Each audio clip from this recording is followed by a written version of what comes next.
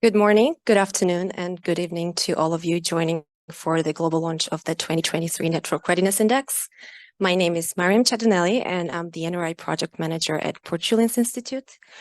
I would like to start by thanking Said Business School, University of Oxford, for not only co-publishing the report, but also for hosting this wonderful event. I'd also like to take the opportunity to thank our knowledge partners, AWS, CNI, and Malomatia, for their partnership and for their support in this journey. Also wonderful organizations such as Global Council and Good Things Foundation, which helped us enrich our report with interesting research, as well as our advisory board members and technical advisors who have been supporting us for the last few years to make the NRI a better tool, as well as all of the panelists here today and all of you taking keen interest in the research that we do here at Portulans Institute. And I hope that you'll find the research and the findings of this year's report very interesting. Over the next few hours, we will unpack the findings of the 2023 report and also engage in a very fruitful discussion around the theme of trust and technology and the network society, which over the last few years became a really pressing issue for our global society. And without further delay, I would like to ask Dean Soumitra Dutta to take the floor and deliver his opening remarks. Thank you very much, Mariam, and good afternoon, everyone. Thank you for being here. It's my distinct honor and privilege to welcome you all to the University of Oxford and also to Said Business School. I think some of you are probably coming for the first time, so if you're here for the first time, please do take the time to enjoy the beauty of Oxford. It's amazing university, historic university town. I would like to just say a few words about the Said School, a few words about the research that we are going to be discussing today, and then hand over to the distinguished colleagues for more detailed discussion of the research and also on the panel discussion on the topic of trust. So the Said Business School is a relatively young school, as I always like to say, a startup and historic university, a 1,000-year-old university. It's about 27 years old, but yet in this 27 years of young history, the Said Business School has developed into one of the leading business schools of the world. And the leading business schools, not just in terms of rankings by major publication, but also in terms of what I would say is the influence that the school has on the world. And let me give you one small example of that. 30 years ago, when the school was set up, the decision was made to focus the schools not just on regular business, but more on business with an impact on society, impact on doing good for the world. And that was quite natural because it was born inside the University of Oxford. And 30 years ago, the notion of impact was very foreign for businesses. It wasn't really on vocabulary in the general lingo of business school professors. Now you fast forward 30 years, today everyone realizes that impact is an important responsibility for business schools. And we were, I would say confidently, amongst the first, if not the first, to explicitly state that as part of our mission and vision of the school. And today, if you look at a lot of the, let's say, the way we present ourselves to the outside world, we use three words, a phrase called impact from within. And the simple meaning of that impact from within phrase is that we hope to attract some of the best and brightest minds from around the world, and we change them just by being part of the Oxford Said culture and the environment out here. We change some of the internal DNA, the mental compass, to make them much more impact oriented. And we expect that when they go out into the world, into various governments or businesses or social entrepreneurship organizations, they will use these organizational leadership positions to influence the organization to have an impact on the world. So they will basically change the organization that they will be working in from the inside. So that's really, in some sense, what our core ethos philosophy is. And we look at impact in a very broad sense.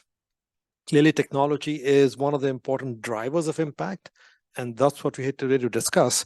And I want to give you a brief history of how this research of the NRI actually started. So I'm privileged to be one of the co-founders of the Network Readiness Index with my colleague, Dr. Bruno Lanvin. And both of us were in the World Economic Forum various meetings in the early 2000s. And there was a lot of discussion that time about how technology was being used for competitive advantage, for development and specific sort of case studies, examples. But there was no overall holistic view about how technology was being used for these kinds of development and competitive sort of goals. So the World Economic Forum put together a small team to say, can we come up with an assessment of how to measure these things? Can we actually help governments assess how they're doing and make improvements out there? The Network Readiness Index was a result of that. And really, it was the first one that focused very explicitly on how technology was integrating with society in the political, socio-economic aspects to deliver value. If you go back in 2000, that time period, the other competing index, which was very popular, was a one from the ITU, which is the UN Agency on Telecommunications. And the ITU index was very much focused on what was the norm then of technical metrics, like indicators like access indicators or PC penetration and so on. And the NRI was the first one that explicitly talked about the political environment, the regulatory environment, social environment. Today, it might seem obvious, but in 2000, it wasn't obvious at all. So in many ways, it was a leading edge sort of thinking around technology that really has proven to be very true. And what we really believe is that the NRI aspires to be always at the frontier of thinking about technology. And that's one reason why about 5 years ago, we did a major rethink of the NRI framework, which you'll see later in the presentation by Rafael.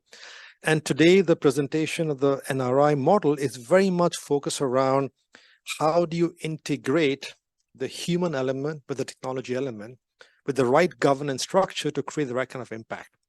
And we realize the impact is along multiple dimensions. Economic impact is one impact, but of course we have social impact, environmental impact.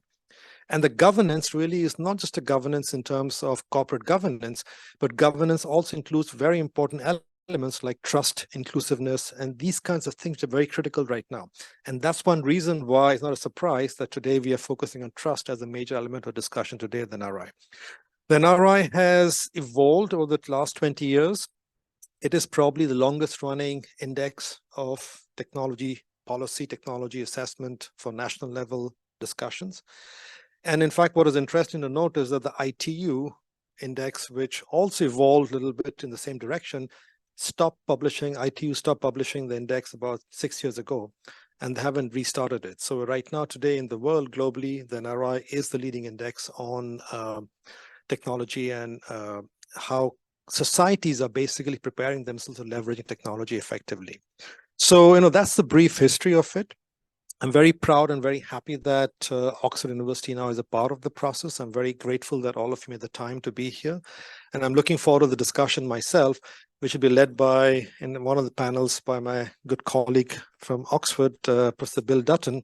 In fact, Bill invited me to Oxford in 2010, I think, remember, for my first little mini sabbatical out here. So I know Bill for many years. But Bill is also one of the leaders in Oxford in this whole space, was the previous, actually, founding director of the Oxford Internet Institute. And we have today the current director, Vicky Nash, also out here. We have other great leaders. You'll hear from Tanuja, Radhika, and others, and of course, Minister, who's here with us briefly from Uzbekistan.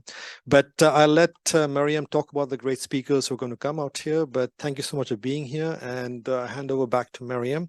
And I'll come back and make some closing remarks at the very end. Thank you.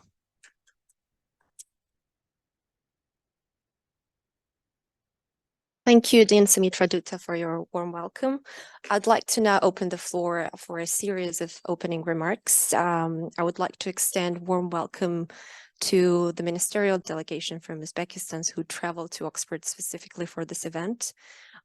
It's important to note that Uzbekistan is now included in the NRI for the first time since 2019. So it's a great achievement and the result of our fruitful collaboration, and I would like to thank you for it. And please join me in welcoming Minister Sherzod Shermatov, the Minister of ICT of Uzbekistan, to deliver his opening remarks.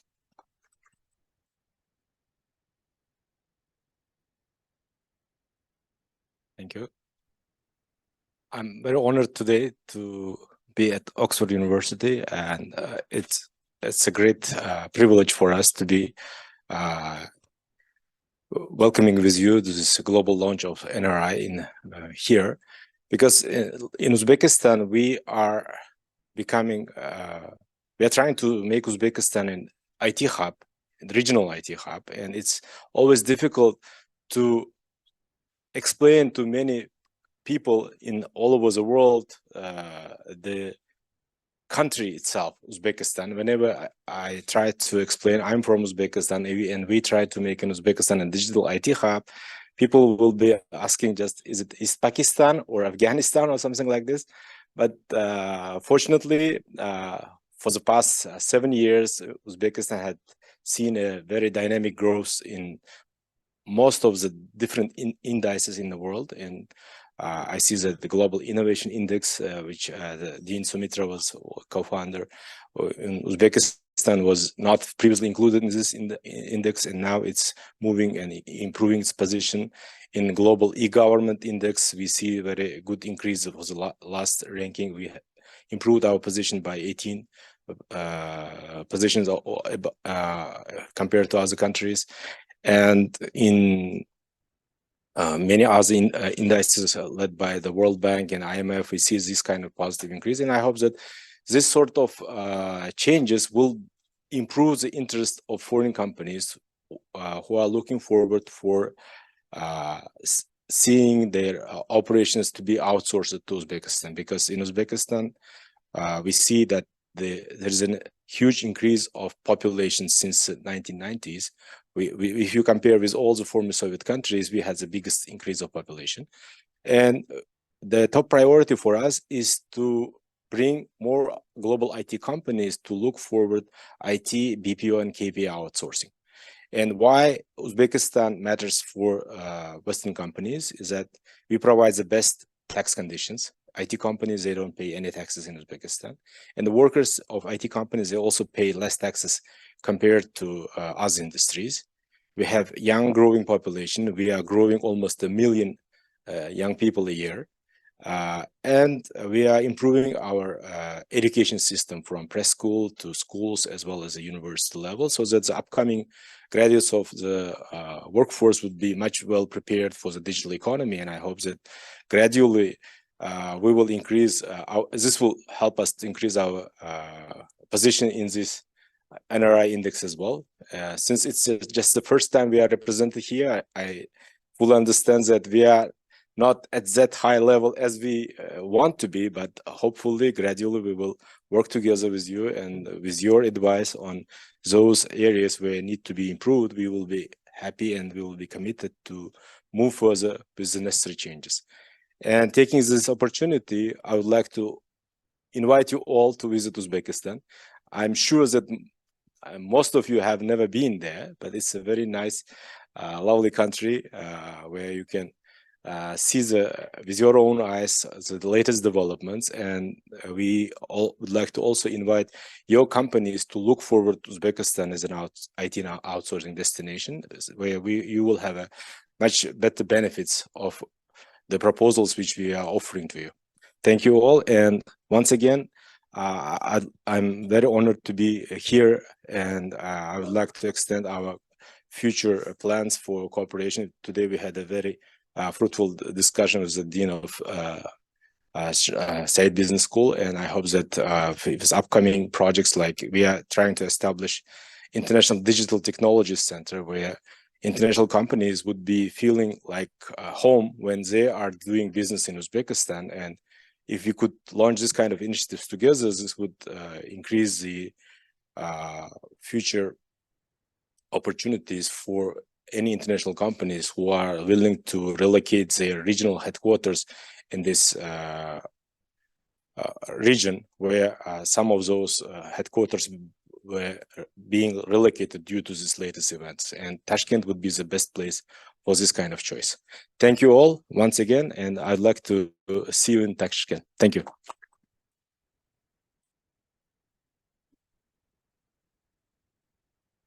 Thank you once again, Minister Shermatov, for traveling to Oxford and also for inviting all of us to Uzbekistan.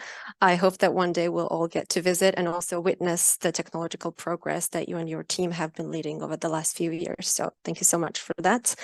I would like to now welcome Tanuja Randery, Managing Director of AWS Europe, Middle East, and Africa. AWS is one of our knowledge partners, and we're extremely grateful to them for the support and for enabling this research. So I would like to welcome Tanuja to the floor for her opening remarks.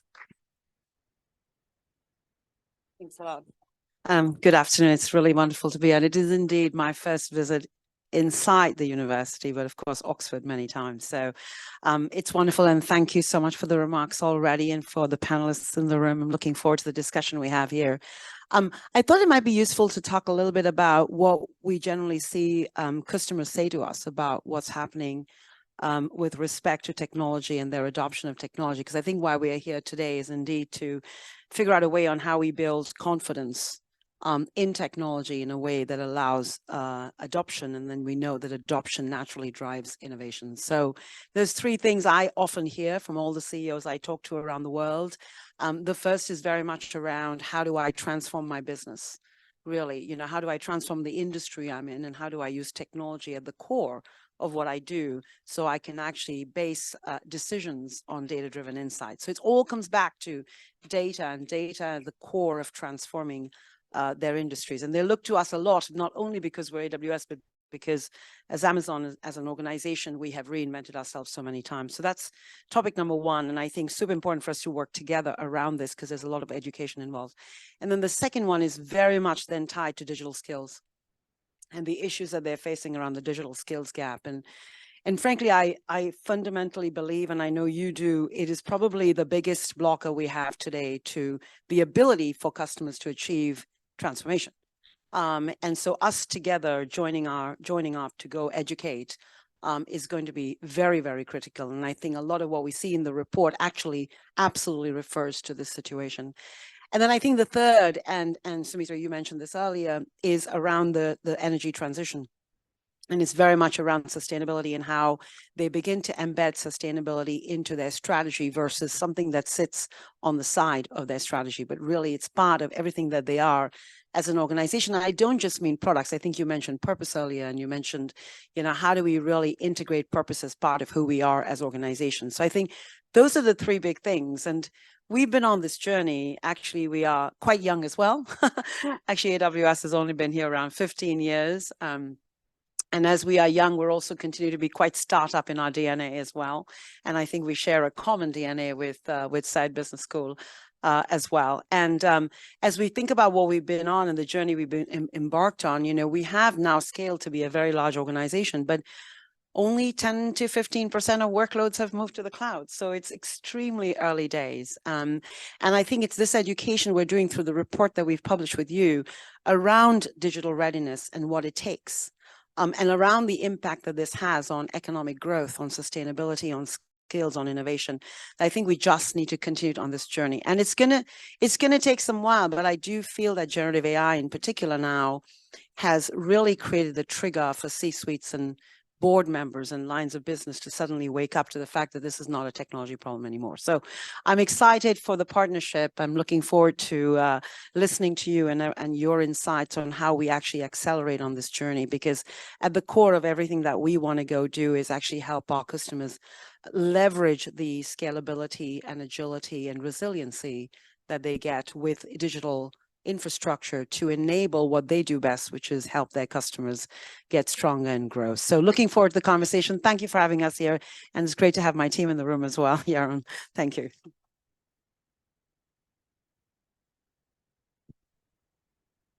Thank you so much, Tanuja, for your kind words and also for telling us about the current state of innovation and technological progress from the customer's perspective, which is extremely important.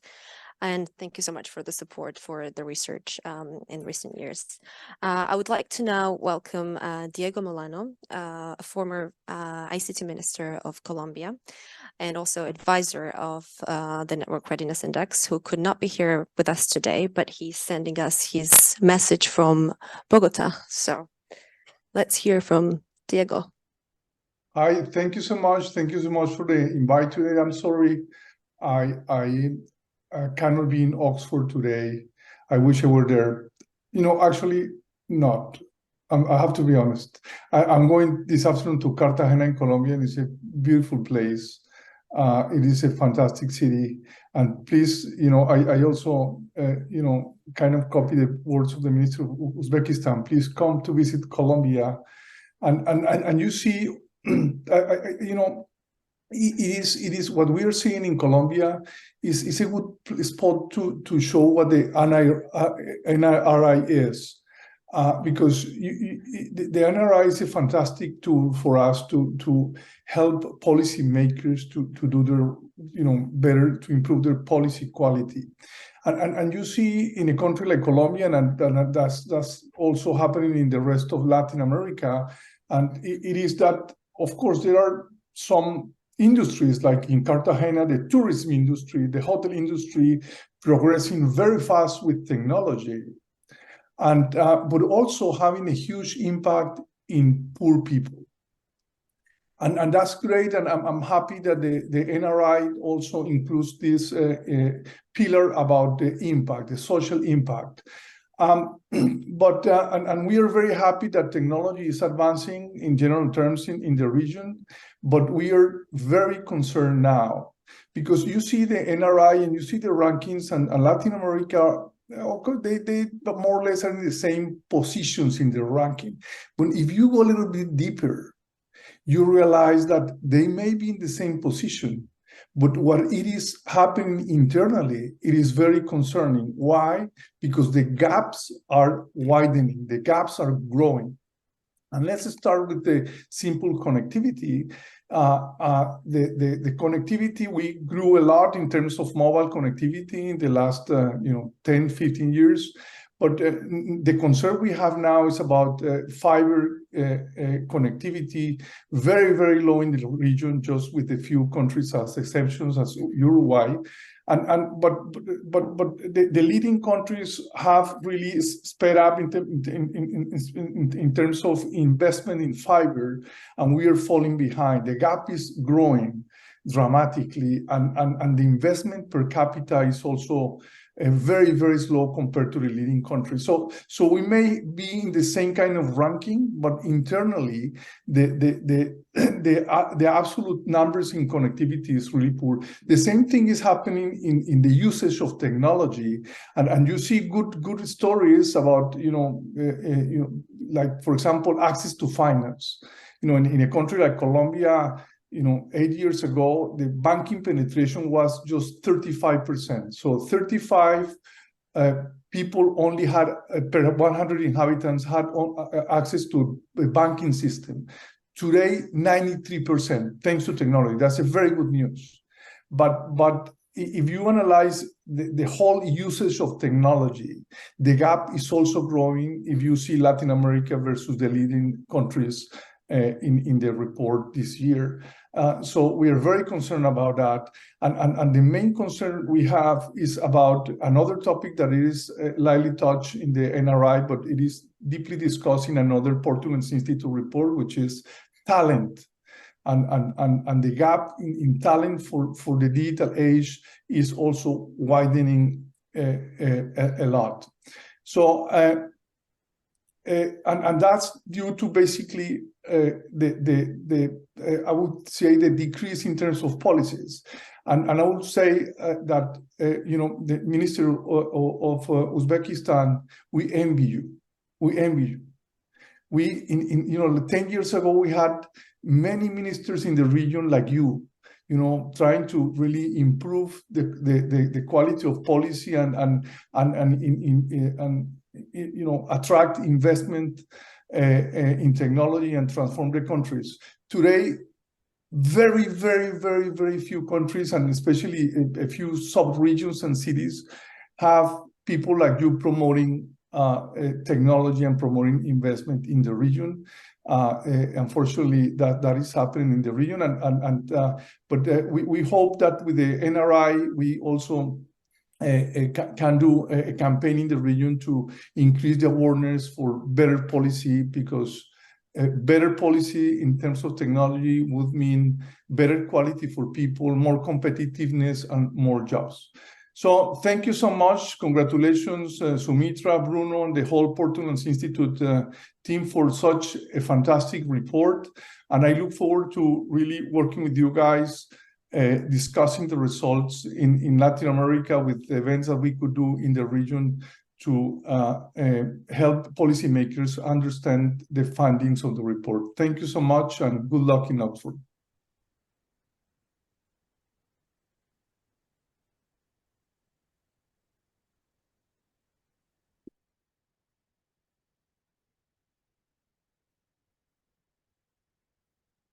Thank you, Diego, for your kind words and also for your hands-on involvement in making the NRI a better tool year after year as an advisor for the Network Readiness Index.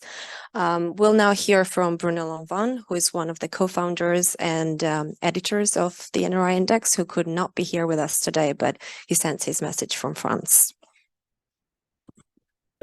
Hello, everybody. I'm Bruno Lanvin. I'm the co-editor of the Network Readiness Index report. I'm sorry not to be able with you today, hence this short message. Nobel Prize winner Albert Camus once said that to name things poorly is to add to the suffering of the world. Today, we can say that to measure things poorly is to add to the confusion of this world.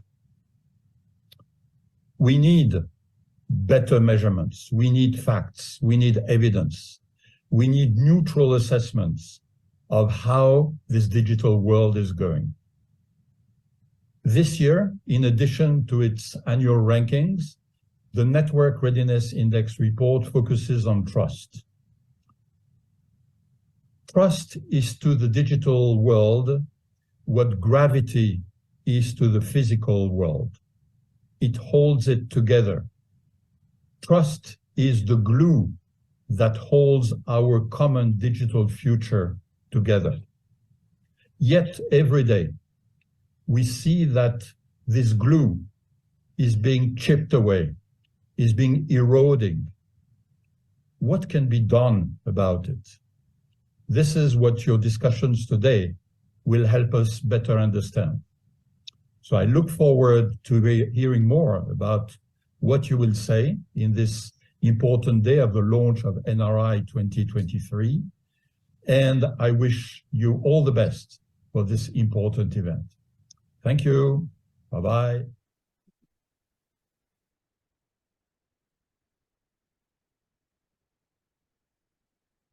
I'd like to thank Bruno for his very inspiring comments as usual, and I'd like to end the series of opening remarks with an important message from Khalid M Al Kubaisi, the CEO of Malomatia, who sends an important message about the partnership with the Network Readiness Index. And now it is time to uncover the results of the 2023 Network Readiness Index and hear more about the global trends in digital readiness and network readiness, for which I would like to welcome Rafael Escalona Reynoso, the CEO of Portulans Institute, to deliver the presentation.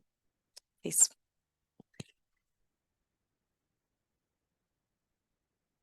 Thank you. Thank you, Miriam. Thank you, everyone, for being here, Minister, distinguished guests. I think this is a great venue. I remember hearing the story once of this trivia question of what was older, the Aztec Empire or the University of Oxford. Of course, 99% of the people got that one wrong. It's Oxford University. So it's great to have the chance to present the results of the NRI 2023 in this great venue. And again, thank you, Soumitra. Thank you, everyone else, for being here. So we've spoken, while we prepare this presentation, we've spoken a lot of trust. Trust is something that, it glues everything. As we understand, we have trust in people, we have trust in tools, we have trust in the things that, some things that we don't understand and see. We can see technical aspects here sometimes work against us, even though we might have the biggest trust on technology.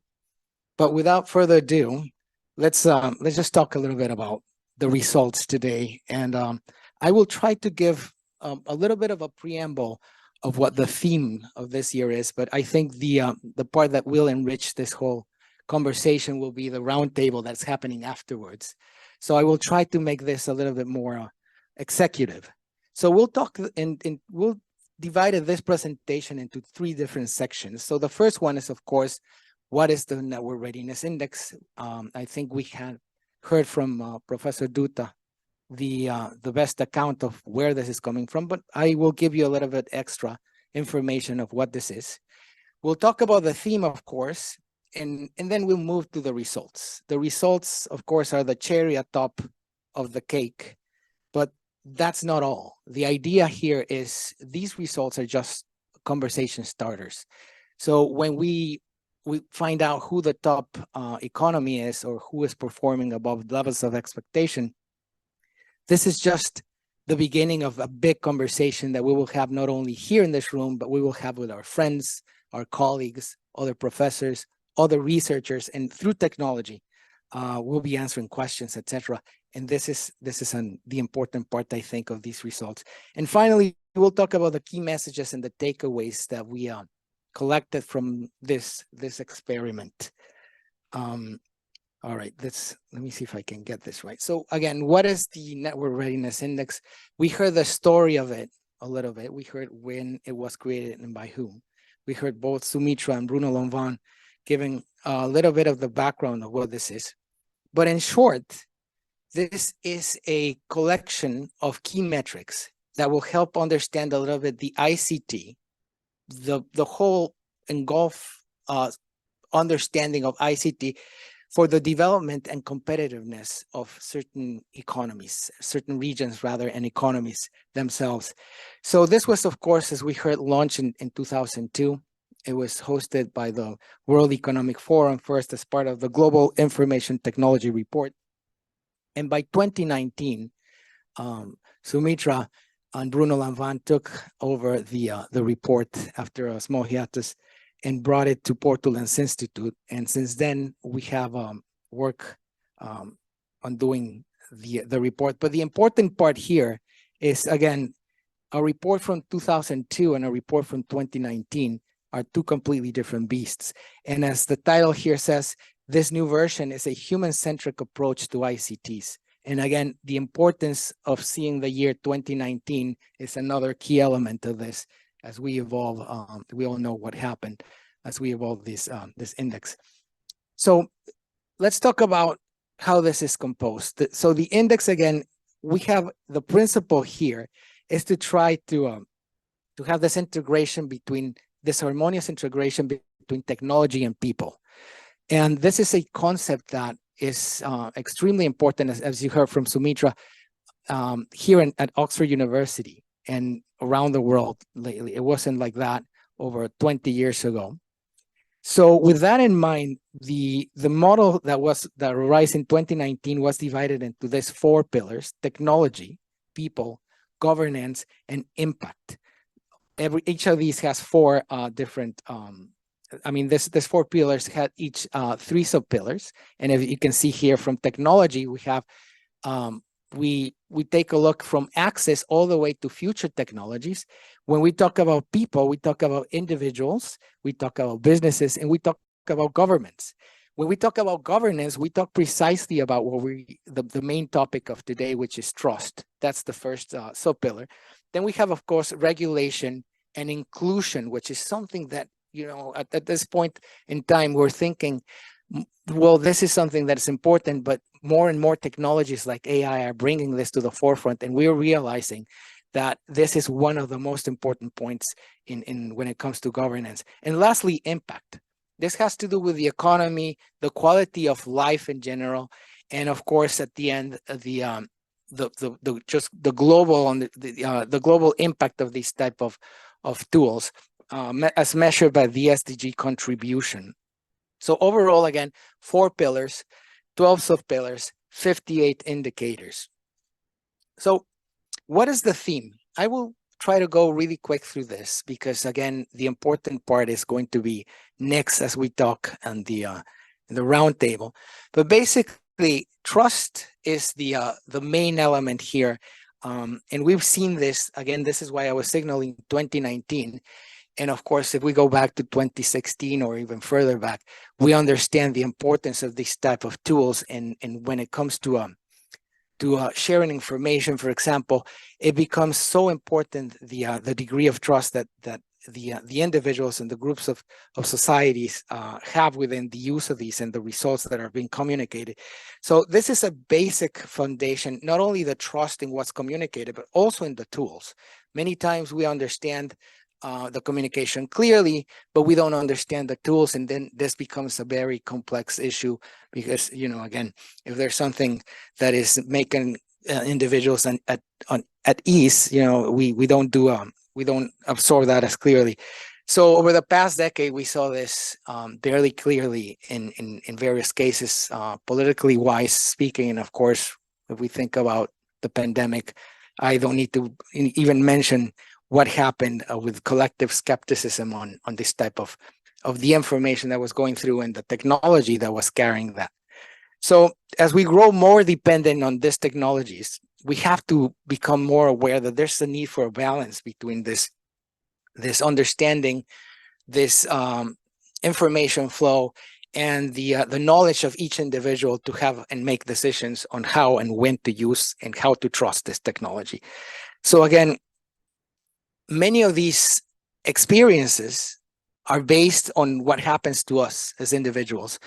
So if we fear by personal experience that technology is not useful. For example, we were talking about banking in Colombia a few minutes ago. We heard this from Diego Molano. Imagine if you cannot trust this technology with your own savings, it becomes completely useless. So this type of trust is the thing that we're talking about and the glue that's behind the processes. And I'm trying to give some examples of these just to try to keep the conversation again flowing. Now, as the data that's collected through these type of tools becomes more and more intricate, then the unease of the individuals also becomes something as important to consider. So this is something that we have to have into account when it comes to developing the rules to manage this. Again, we have surveillance, we have biometrics that are captured every day, every moment, probably right now for all of us. And so we have to make sure that the apprehensions that exist around these, they're properly measured. So also we have to make sure that the media that helps presenting these new technologies does this in an objective manner without trying to oversell or, let's say, scare or maybe compensate for things, but rather to try to get them to understand this and explain it in a way that makes things much more easier. So how do we navigate this digital future? Well, there are many challenges. One of them, of course, is empowering individuals. But again, age is something that is very, very relevant here. Of course, we know that the younger generations that grew up as digital natives have much more exposure and they're more confident using these technologies. But on the other hand, they might not have the experience to understand some of the information that is flowing through these networks, and they might exacerbate some of them in ways that maybe at some point might not be desired, etc. So empowering this knowledge is important to make good decisions in the way of measuring this trust. Simplifying topics that are complex, of course, is something else that probably we will have conversations today, and we'll hear from the experts themselves and the people that are in the forefront of this type of conversations. And as technology becomes more and more, it will evolve as we know, as we speak, this is evolving. What we need to make sure is that individuals have this understanding that this is another part of life. This is like crossing the street or driving a car. When back in the day, this was a very, very dangerous thing. Back in the day, I remember driving all the way from Mexico City to Los Angeles, and none of us were wearing a seatbelt. And so this type of things later down the road, we believe, this regulation, this type of governance becomes very important in technology, but that doesn't stop people from doing those long trips On the contrary, now we have GTI cars that can actually do longer drives than those. Anyway, long story short, let's go to the rankings and we'll talk about the results. So the top 3 economies are the United States, Singapore, and this year Finland. Finland becomes one of the movers in the top 10, jumping to number 3. Europe and the Americas, as well as Asia and the Pacific, take most of the top 10. Actually, all the 3 of them, the 3 regions, are featured there.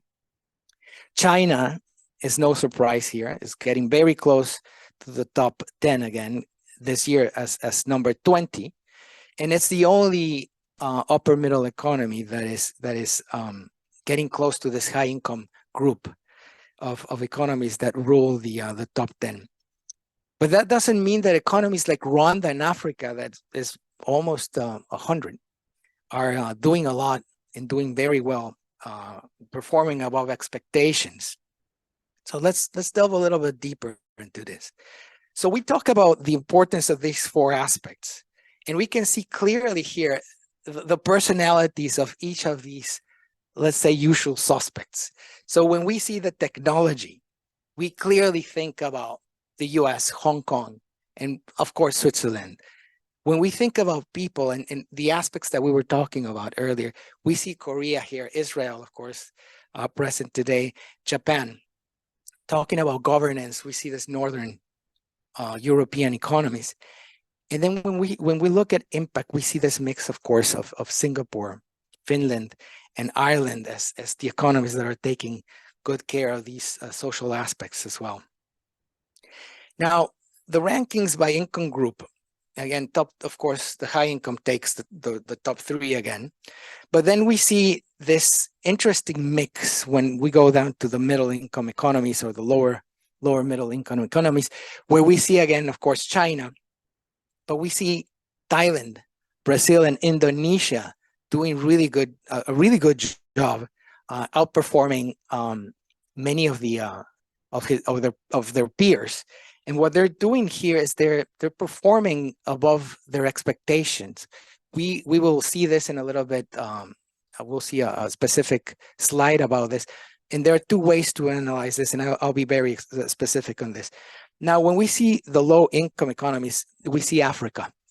Africa is doing an enormous effort to utilize the 4 elements of the 4 components, the 4 pillars, let's say, of the index to move ahead and to do good balanced work. Ukraine is the only lower middle economy that is among the middle part of the results. The top rankings by region, you can see Kenya, number 1 in Africa, the Emirates in the Arab states, Singapore in Asia Pacific, Russian Federation in the Confederation of CIS states. The I escapes for 1 second. Europe, of course, Finland. The Netherlands used to be what Finland, Sweden used to be number 3, and look, Sweden is now in 4th. And of course, in the Americas, we see Canada and the US and Brazil as the only seriously South American economy that is doing something that is worth noting at this point. And we see this trajectory, and it's very, as Diego Molano mentioned in his conversation, it's something that is very but alarming, to say the least. Of course, the high income economies take over the 50%, the 50 top rank. It's about 84% of high economies. But let me tell you a little bit about this chart. So the important part here is they see this correlation between development and technology readiness. So there's this positive correlation. Of course, richer countries are at the top, but that's not all. If you see some of the bubbles here, which the bubbles measure population, the higher they are, the better they're doing things above what is expected from them. And of course, the opposite happens with the economies that are below.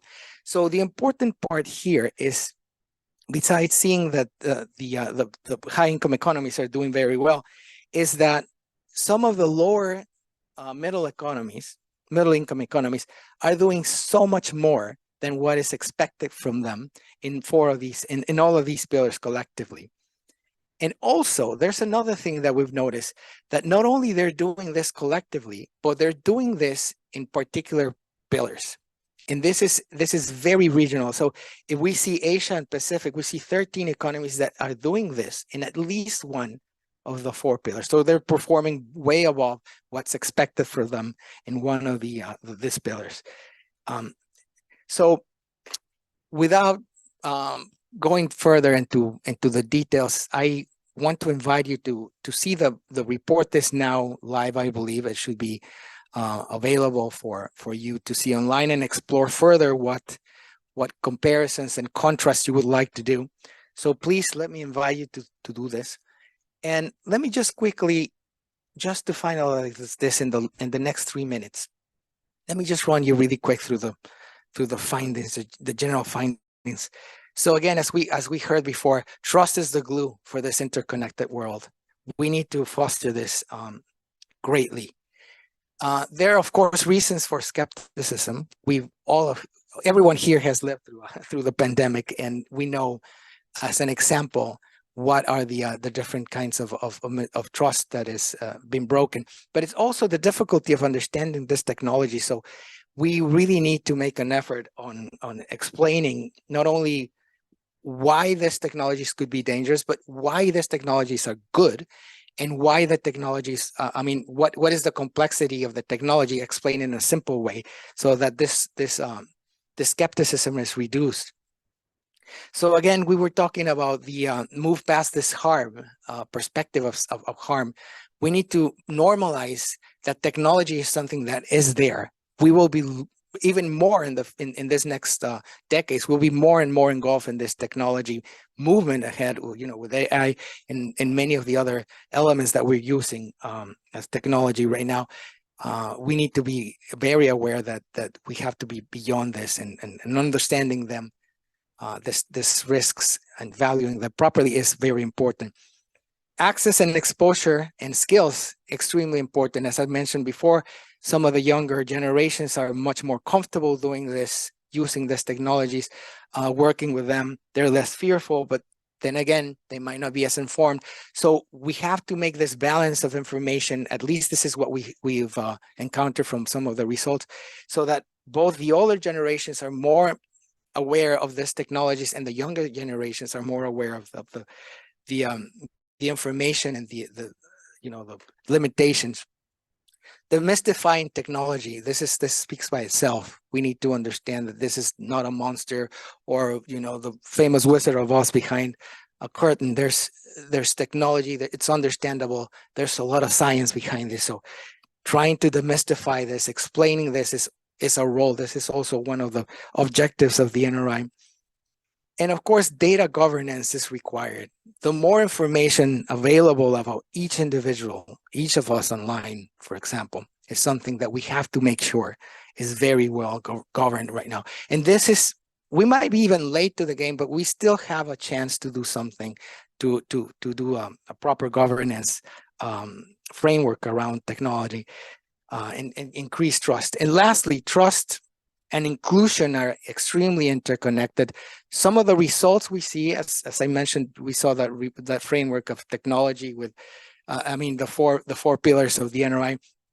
We noticed that the more inclusion, those economies that are more inclusive, those seem to be, rather, they reflect higher performance in the NRI overall. So this interconnectivity between technology and people is undeniable from the results of not only this report, but the previous ones. With this, I finish.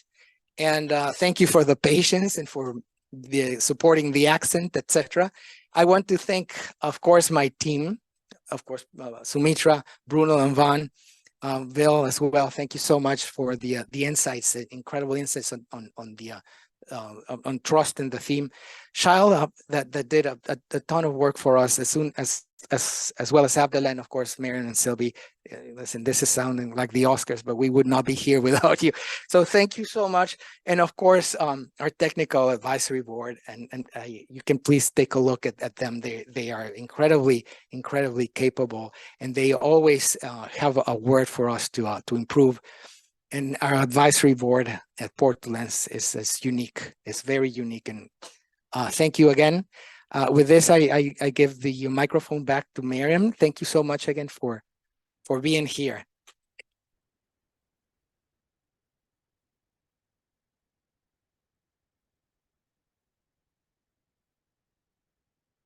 Thank you so much, Rafael, for such an interesting overview of the series report's findings. As you mentioned, this was just the tip of the iceberg. So we invite all of you to visit the website, download the report and look into it, and also to let us know your comments, any thoughts you might have on how we can further improve, because this is all we care about. So all the suggestions you might have will be greatly appreciated. Thank you so much.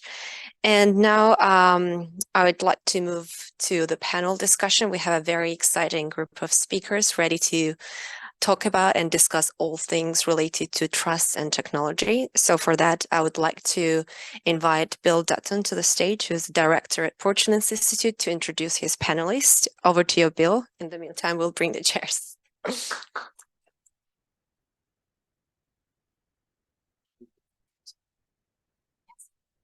Okay, come on up. Yeah, well, while we're getting the chairs out, I'll just say a few words to get us started. I'm Bill Dutton, and Soumitra mentioned me that you came to the OII in 2010, I guess, and 2013 we published we co-wrote a report for the World Economic Forum, and it was called the Internet Trust Bubble. So the whole idea of an internet trust bubble was something that we were worried about very early on, and now we're hearing and we're reading here that in your slides and elsewhere that we are definitely losing on this bound. If this is the glue of the information age, we're becoming unglued in some ways. So that's scary, and but I'm not sure whether that's the case. Okay, so we have these two tensions. One is the concern over trust, and then we heard so many speakers talking about how they are really trying to push their country up the scales in network readiness, because this is good for them, good for business, good for government, good for the public, and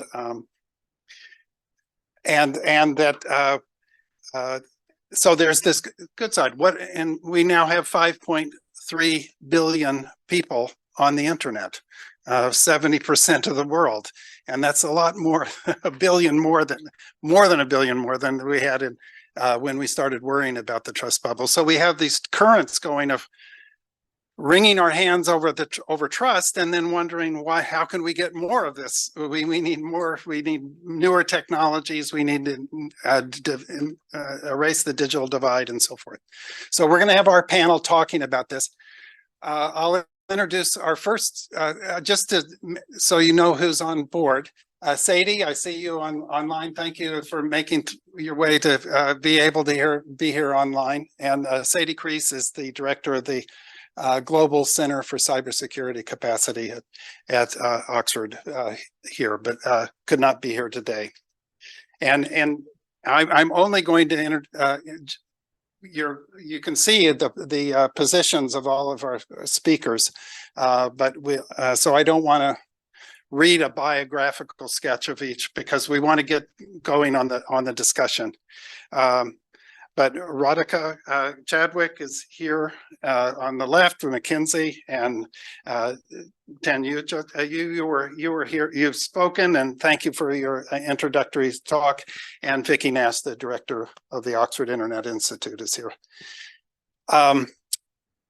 This is going to be more freewheeling. We don't have prepared speeches or anything. So, but I thought what we should do. Is I think we're interested I'm interested. I want to learn if we really are declining in trust. If this is true, I mean, we've accepted this narrative that we're declining trust. Is it true? If it is, why? And what can be done?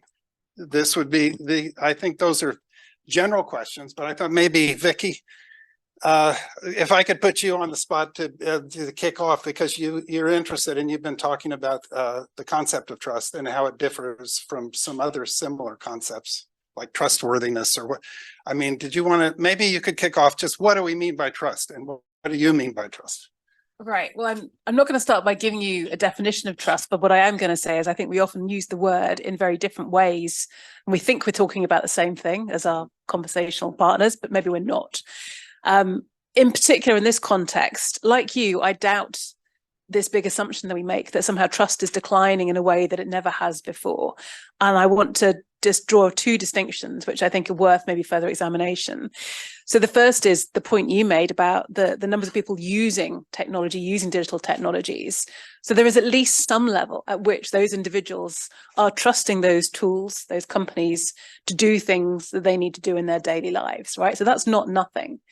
But the second thing is, I think we also ought to be wary of the assumption that distrust or lack of trust is necessarily a bad thing.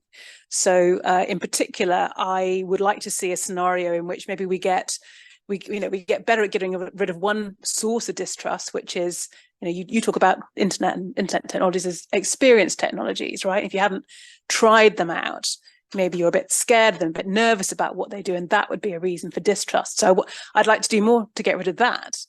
But I don't want to get rid of, if you like, sort of measured or reasoned distrust, which is based on our sort of, the application of our critical faculties to determine, is this content likely to be accurate and true? Is this company trustworthy? Is this technology secure? So I think actually, if we talk about things like media literacy, we need a bit more of critical distrust where it's due. But I would agree perhaps with the basis of the report and you, which is that, by giving people more opportunities to experience these technologies and learn about them for themselves, maybe we can get rid of the former sort of distrust. Tanuja, when I think of trust, I mean, the first thing that comes to my mind is Amazon.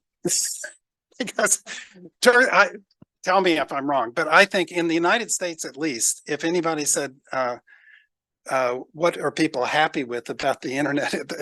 Amazon, they're happy with Amazon. It's one of the most successful online shopping. And of course, you're in the cloud business, but my first introduction to the almost online shopping was with Amazon, and it was a strange name. Why are they using this name for online shopping, so forth? But how they built up trust in a technology that was quite distrusted at that time, and have become perhaps one of the most trusted companies in the U.S. and many other countries, is by the way, you are one of the supporters of this, but I would say that anyway. How did this happen? And you mentioned the cloud. In the cloud area, you only have a smaller proportion, and that's a different kind of business. And it may be the contrast between online shopping and cloud computing. Vicky mentioned experience technology. You can experience online shopping, but the cloud, I mean, that's pretty mysterious even when you're doing it, right? So, I mean, anyway, what builds this trust? Is it declining? Well, I mean, first of all, thank you for shopping on Amazon. I always like asking people the question, what did you recently buy? No, look, I think there's something to be said probably for another panel, a discussion and about just how companies create cultures of innovation and the mindset that goes with that in order for us to be able to have built something that started with books and today is, as we call it, the everything store, right? But maybe just stepping back for a second, because I think you mentioned a couple of very important things, Vicky. Digital technology, I think we cannot argue, and I think the report clearly shows, is a major contributor to economic growth, living standards, and sustainability. I mean, I don't think we can really argue the point. There's tons of research out there that shows that. In fact, from the 1980s, about a quarter of the growth in the advanced economies came from digital technologies. And if we look forward versus backward, some of the research we've recently done outside this one with a company called Public First would suggest that there's almost 2.8 trillion euros of value to be had. And actually 400 billion of that is UK alone, in terms of by accessing AI, data, machine learning, and technologies, broadly speaking. And in fact, if you look at the rate of AI adoption today, then we would say there's almost $13 trillion globally to be sought after as a result of adoption. But the problem is, and this is what I mentioned earlier, the problem is actually we don't have enough companies, businesses, and governments adopting this at the pace that needs to be adopted to drive the economic growth that we're talking about. And in fact, if we continue at the pace we're going, we likely never get to those trillions, by the way. And so, for example, I think I mentioned only 30% of businesses today use some form of cloud computing. We only have, very few ICT specialists compared to what we need to unlock the growth, right? And the reason for that is the lack of confidence. So I think I prefer to say confidence versus trust, because I do agree with you. They're very, very different things. And so it's a lack of confidence. And so how do you build confidence? And I love the report for what it talks about in terms of access and inclusion and purpose, because the way you build confidence, and we have a vision that says, and this was the same with Amazon when we came out, is we want unfettered access to technology, democratization of technology. We want everyone in the world to be able to use it, not only a handful of few data scientists, for example. We need to address digital skills, and we need to address sustainability. And when we do all that, we build the confidence and trust that allows us to actually grow, innovate, and be more productive. And unfortunately, today you see UK at the bottom of that list because we lack the productivity. And so just very quickly, I would say the way we've been building trust, skills. We committed to train for free, absolutely free, 29 million people around the world by 2025. Don't ask me why it's not 30 million. I couldn't figure it out, but it's 29 million to be exact. And we've trained 13 to date for free, hundreds of millions of dollars. We do that through training young girls in school. We do that through bringing back people into the workforce. We do through accelerator programs. And then the other big thing I will say that we do is we're very, very clear about sustainability and the climate pledge. And as you know, we're co-founders of that. So we've also committed to saying 100% of our global operations is going to be on renewable energy by 2025. That is a lot to say for Amazon and AWS, by the way. But that's how we seek to build trust. And then when you come to us, the customer experience is secure. You have choice and flexibility. Okay. Sorry, slightly longer answer. I apologize. Right. Dutta, if I could go to you next, because you're in the business of transforming industries and trying to introduce digital transformation. Does this square with your experience? What you've said about this confidence being a limiting factor, or? Yeah, I think it's a really, I'm really reflecting on what, Victoria and Tanuja have said. And it's very interesting. Is trust declining? I don't know if the data shows that trust is declining. However, the need for confidence is definitely increasing. The visibility of breaches is increasing, and the importance of data protection is increasing in the eyes of the consumer. And there's a lot of data that supports this. So if we just look at sort of the visibility point, the data is worrying. In the last 5 years, we've seen the frequency and the cost of serious data breaches has increased. We've seen that the sophistication of cyber attacks has increased. We see supply chain vulnerabilities, which, through a pandemic or a crisis, we all lived through and continue to live through. So we're seeing the visibility of things going wrong. And on the importance point, the question really there is how important is this to consumers? And again, I think the data shows that it's increasingly important to consumers. So, the Edelman Trust Barometer last year, 2022, showed that for the first time, people trust businesses more than they trust all other institutions, including NGOs, government, and media. In fact, businesses are generally seen as ethical and competent. Media is seen as divisive, and government, sadly, are seen as both unethical and incompetent, according to the barometer, which I suppose, the silver lining that would be worse to be unethical and competent. And so, the trust in businesses is higher than any other institution. Consumers are also voting with their money and voting with their wallet. on trust. So, McKinsey runs a global survey. This year we did 1,300 business leaders and 3,000 consumers. And what we found is that in terms of buying decisions, consumers rate trustworthiness and data protection on par with price, quality, convenience, and speed of delivery. So 53% consumers say they're only going to buy from companies that are known for protecting their data. And 40% say that they will take their business elsewhere. In fact, this number rises to above 50% for B2B buyers if their trust is violated. What all this is saying is that the importance of trust is increasing. And what we also see is that companies that do well on trust, digital leaders, actually see better financial returns.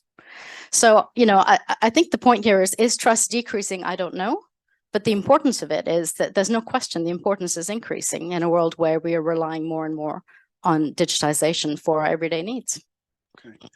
Sadie, can I move to you? Because we heard that security issues are one of the issues that have undermined trust.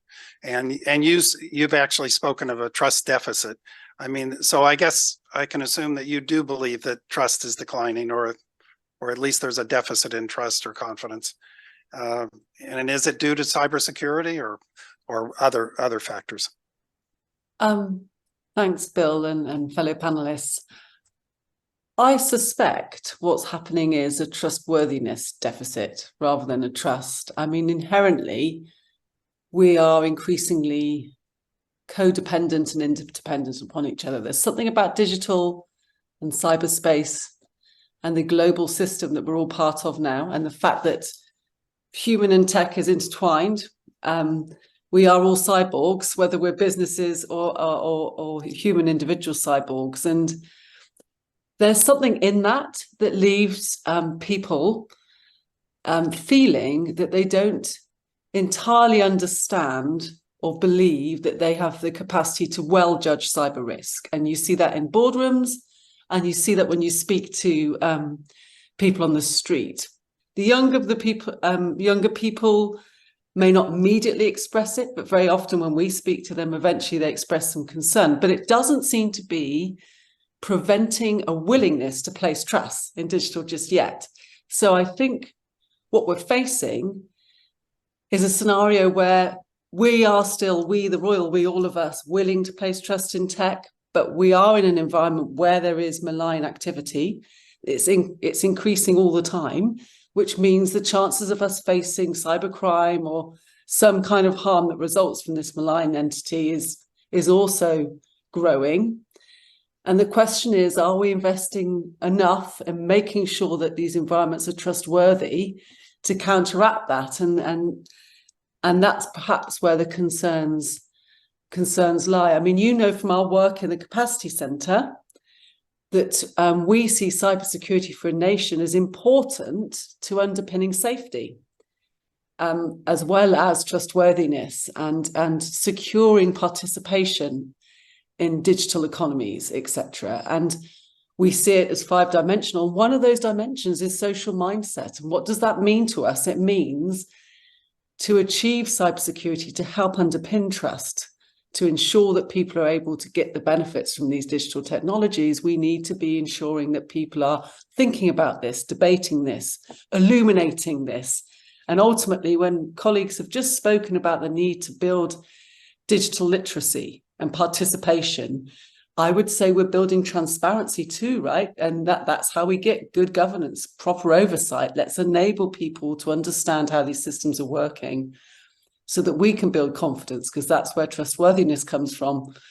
I'm not an expert in turning trustworthiness into trust, but I know that we have a trustworthiness deficit potentially coming our way. We may be underinvested, and my concern is that could lead to a removal of trust that could be quite damaging to all of us.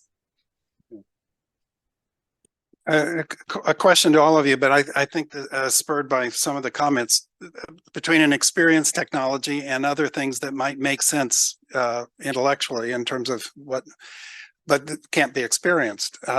For example, some of the technologies that are raising the most questions about trust are things we really can't experience per se, like we experience search and we trust it, but we don't know what a search algorithm is, and we don't know how they work necessarily, or how machine learning works in the search engine business or in shopping or whatever. And or AI, we might enjoy the results of a chat GPT result, but we don't know necessarily how large language models, how we can read the web so fast and put together a predictive answer to a question and so quickly. So we experience parts of it, but we can't experience some of the issues where we raise questions like, what's happening by my data? I don't know. What's happening? How's this? Is this algorithm biased? I don't know. How do we? I think a lot of the questions about trust are raised with things we don't experience, or that we. Anyway, just maybe that's a comment that's probably stupid. So maybe you could correct me, or what? How do we think about that? Well, I mean, I think what I would bring it back to a little bit is, and we're all circling around this a little bit, I think, is that, you know, as a technology company, we have to be, and we are extraordinarily committed to responsible development of technology. And I think that word is a big word, actually. And we believe that responsibility then will absolutely drive the trust, and then trust will drive adoption, and adoption drives innovation. I mean, we see that coming through whenever that. How do we do that? And how do we make it clear, actually, and transparent to consumers? Is one, I think it starts with security in the infrastructure. So knowing that you are deployed on the most secure global infrastructure is important, because if you're not, then you're going to have all the breaches and concerns that, you know, people have expressed here, including Sadie, Radhika, and Vicky, right? So I think that's number one. And for us, it's very much a job zero thing. Like when we developed our infrastructure, we were probably the first hyperscalers that built it in a way that your data could not leave the region. It cannot leave the region unless you tell us to move it. But we have to make sure people understand that, because that's just not automatically something they would know. And then, and talking about generative AI as an example, we were pretty slow to come out of the gate on generative AI. And the reason for that was we needed to be sure that it was enterprise grade. Because what we don't want you to do, and I will definitely say this, giving up your data into a large language model and you have no idea where it goes is problematic for your IP, your data, and frankly, the outputs that you produce. So our approach to this has been give you access to multiple data models because you need it. And there are many phenomenal models because it's literally no winner takes all in early days.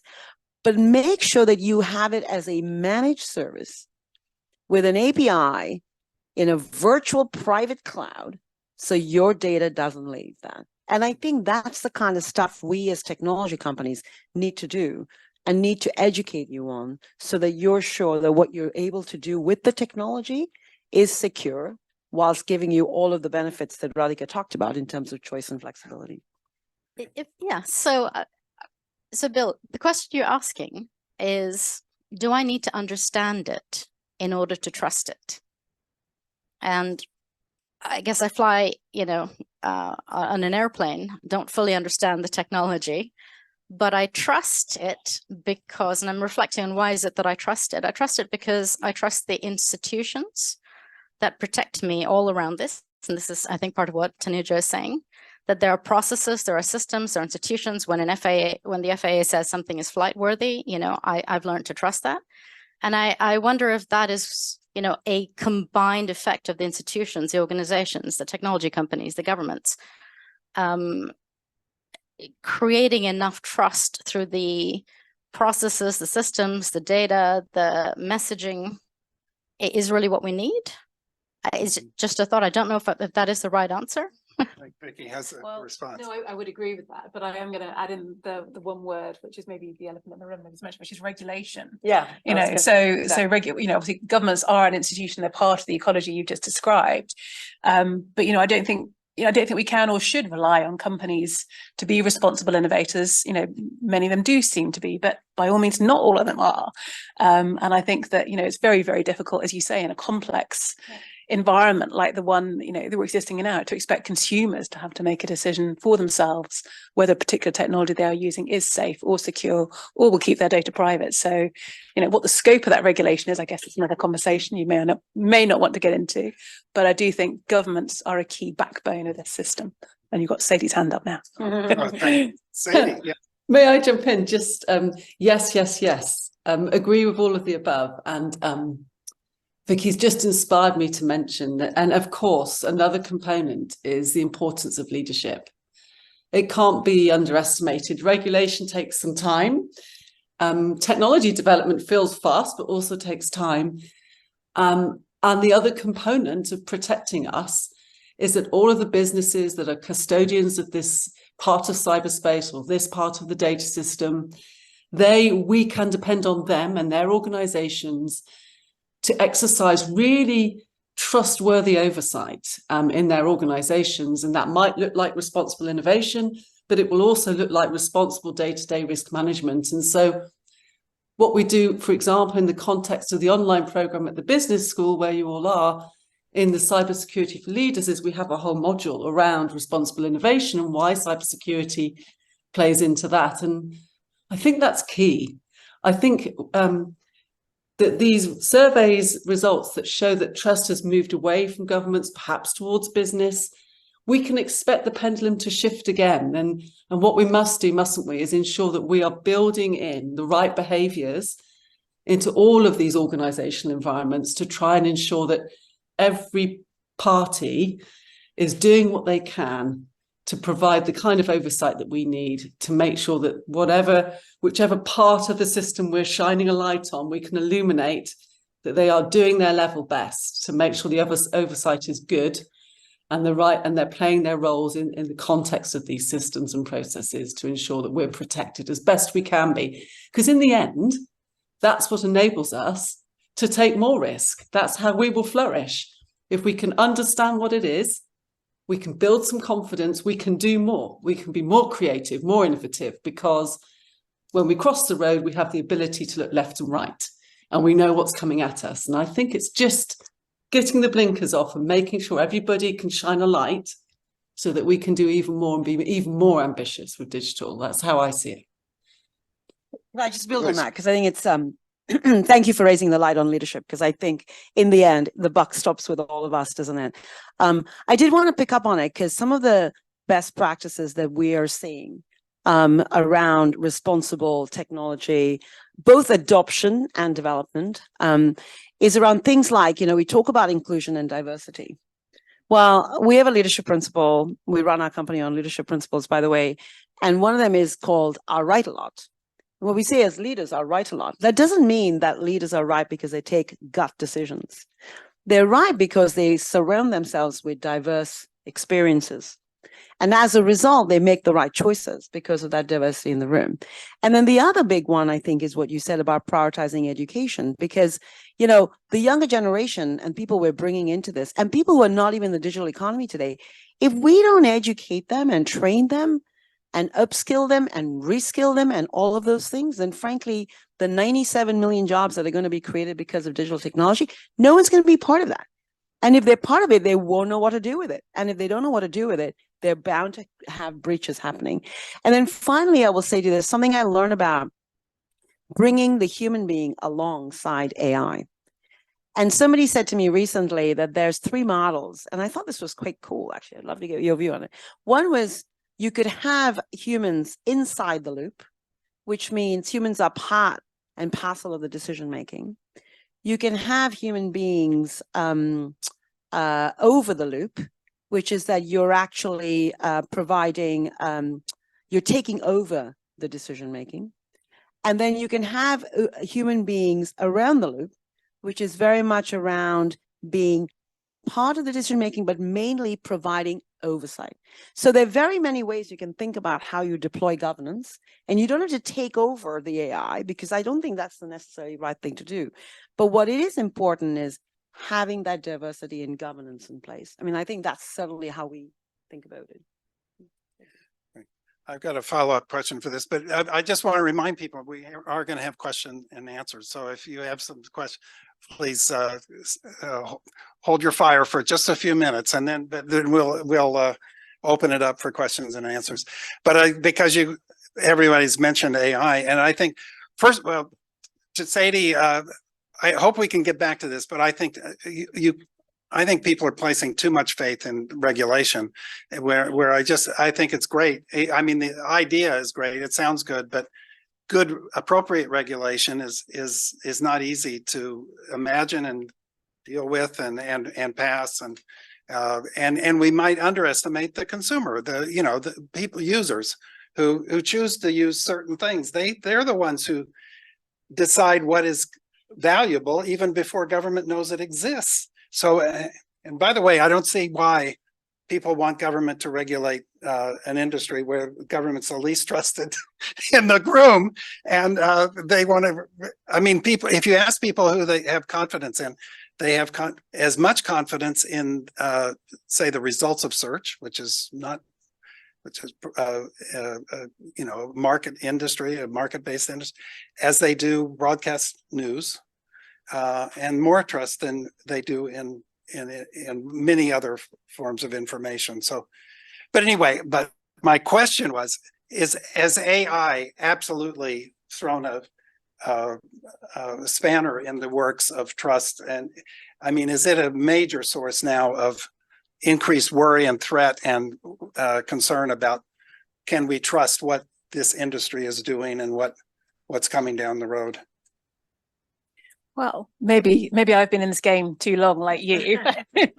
But my instinctive response is that it has always been thus, right? It's a game of whack-a-mole. You have technological innovation, which causes, either some degree of moral panic or consumer alarm. Maybe there aren't enough safeguards in place. There are likely to be harms, but then we catch up. So, it may just be at the moment that we're at the advent of another revolution in a way, and it's going very, very fast. But I still have faith that, AI is going to provide as much of the solution as it does the risk or the harm. So I'm still an optimist, even after all these years. Is that bad? I don't know. But what do others think? Yeah, well, I think you have to, we all talk about responsible AI, right? And there are governments that are really leaning into this. We had the UK AI Safety Summit, by the way. I think it was an important gathering of people to be there, to exchange ideas. You had everyone from technology to government to business in the room, to academia. You had the White House coming together, around some of the commitments there. I mean, there are some very practical things that companies can do. I mean, for example, our Code Whisperer, developer productivity tool has security scanning built into the design. Our Titan model filters out harmful content. So I think there are things we, who are, going to be at the tip of the spear in terms of the design and development, can build in. But I think this idea that AI is going to, take over human beings, it has been said. I think if you go back to history, technology every single time has actually improved rather than taken away. And I think it's for us to rethink the world we live in, rethink our processes, rethink our roles, in order to be able to really leverage the latest technology to the hilt. And then it's up to governments, businesses, public-private partnerships, and academia coming together like we did during the pandemic, which is incredible what we did, to create something that people can use safely and securely. Radhika.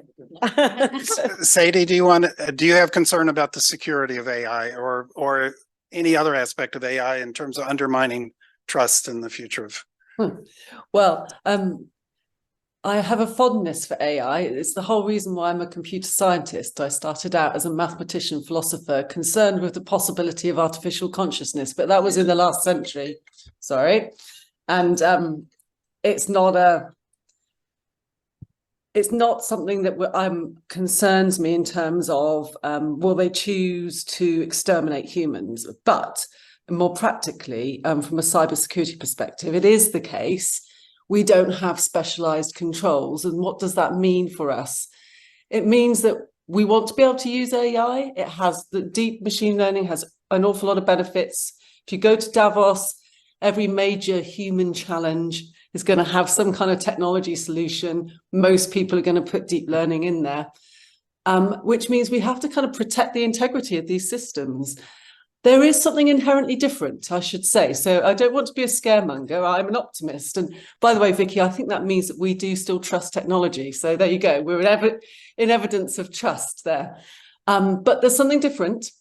And we can see that when we try and think about the cybersecurity challenge. And if I try and just say that in a succinct way, the difference is this, that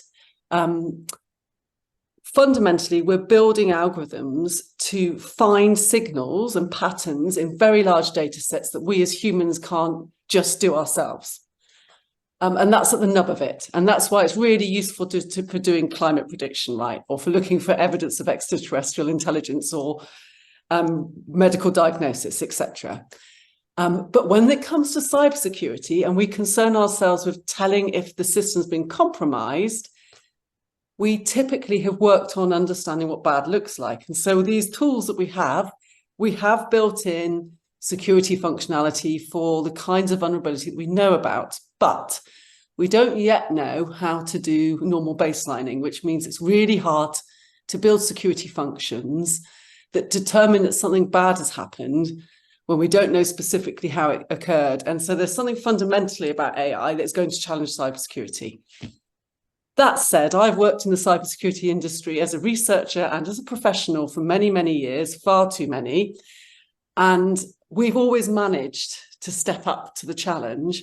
So, and we are doing so at Oxford, and we have colleagues around the world working on this. So yes, are we concerned? Yes, we are. And most recently, actually, pragmatically, we've just been given a grant, Bill, at the Capacity Centre to think about what an AI cybersecurity readiness index would look like for nations and the world, to start really thinking about what's the capabilities we need and how well are we doing in pursuing them. So we're really hoping to make a practical contribution to building confidence in this. But yeah, there is something inherently different, and we mustn't underestimate it. And could I just say, and thank you so much for your commitment, actually, because I think together we can actually address these challenges. I mean, one of the things we should also think about is AI has been around for a long time. I mean, you mentioned Amazon earlier, 25 years ago, we were using AI in all of our recommendation engines, whether it's Prime Air with the drones or Amazon Fresh, which I hope you've used, or, walkout technology. All of that is AI and machine learning, actually. So, and we always say in Amazon, we say there's no compression algorithm for experience.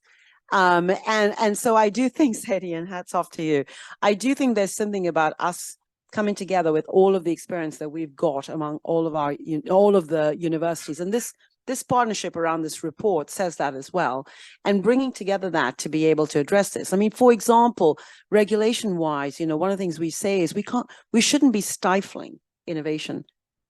However, we do need to regulate. We actually agree with the need for regulation.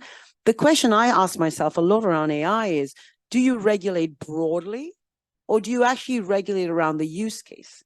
Because I think the use case is what will determine the level of risk that you take, right? I mean, if, as you say, if you're going to create a birthday card from a, I don't know, generally available, a large language model, fine.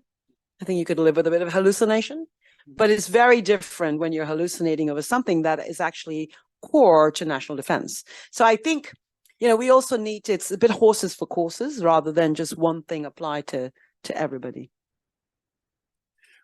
There's a question that came up, and I don't see a rational reason not to take it. Please, and if others have questions, let me know, and we'll introduce you as we can. Yeah. Would you introduce yourself? Yes, I'm among other things, I'm a member of the 10-member group of the UN for the Technology Facilitation Mechanism. I'm also advisor to the Mexican government. I'm other things. I won't go through that, but I went to the Artificial Intelligence Safety Summit. I was invited in. In its report, it says, this report covers many risks, but we wish to emphasize that the overarching risk is a loss of trust in and trustworthiness of this technology, AI, which would permanently deny us and future generations its transformative positive benefits, and so on. Well, I managed to discuss with Professor Susan Wachter, I don't know if you pronounce it like that, about imagining what would happen later when internet is invaded by everything fake. I mean, you cannot trust anything that is on the internet because it can be just fake. That's one of the things.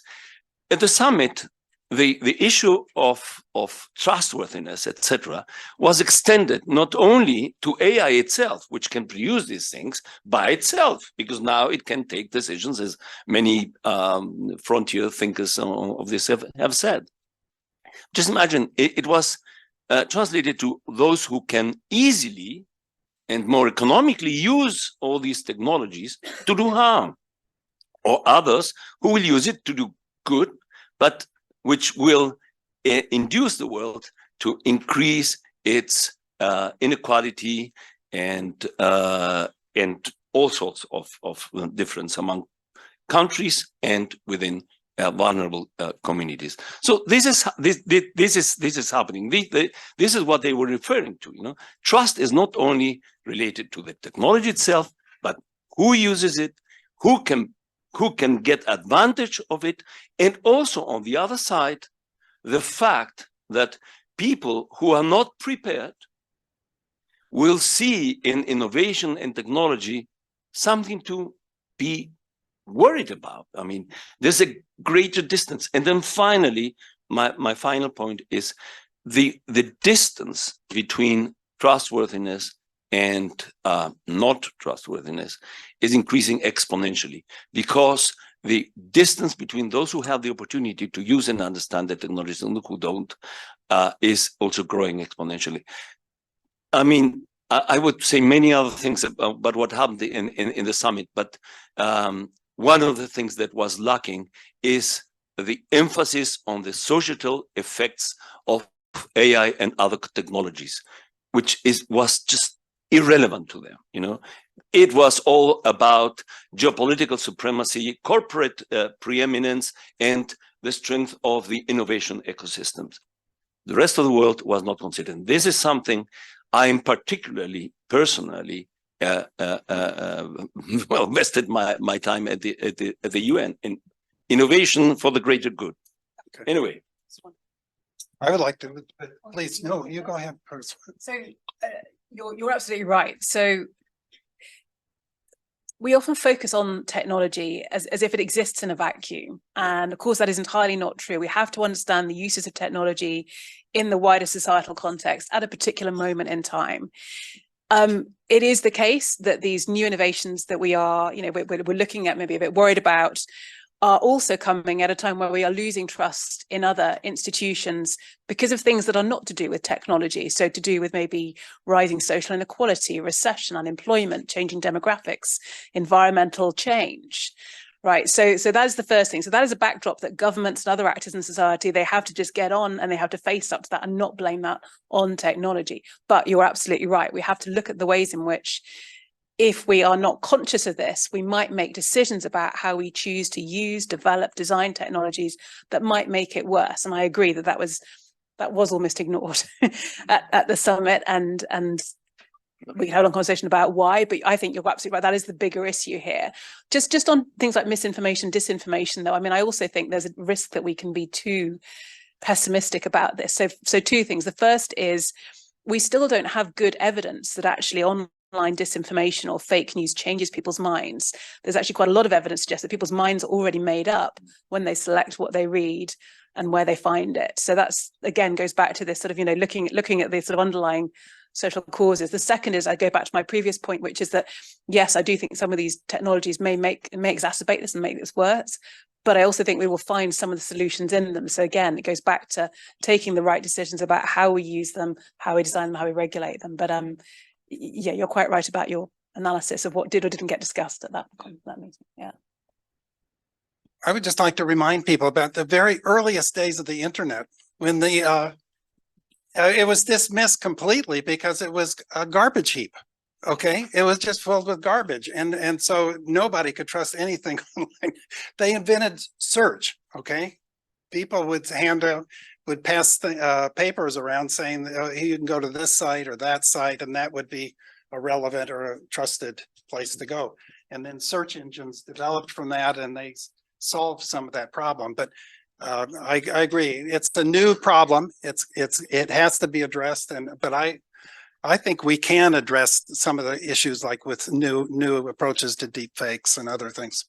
And speaking of tech for good, because I +1 that comment, by the way, I think that I certainly know that I personally joined Amazon, not because it's the phenomenal place to be, but also because I thought I could leave a legacy behind in terms of really addressing social impact. And when I think about the climate change issue that we face right now, unless we address this with data and AI and machine learning, I tell you, we don't address it at all. And so we've got to find a way to bring the best technologies that we have available to us today, and ones we don't even know yet, to this problem.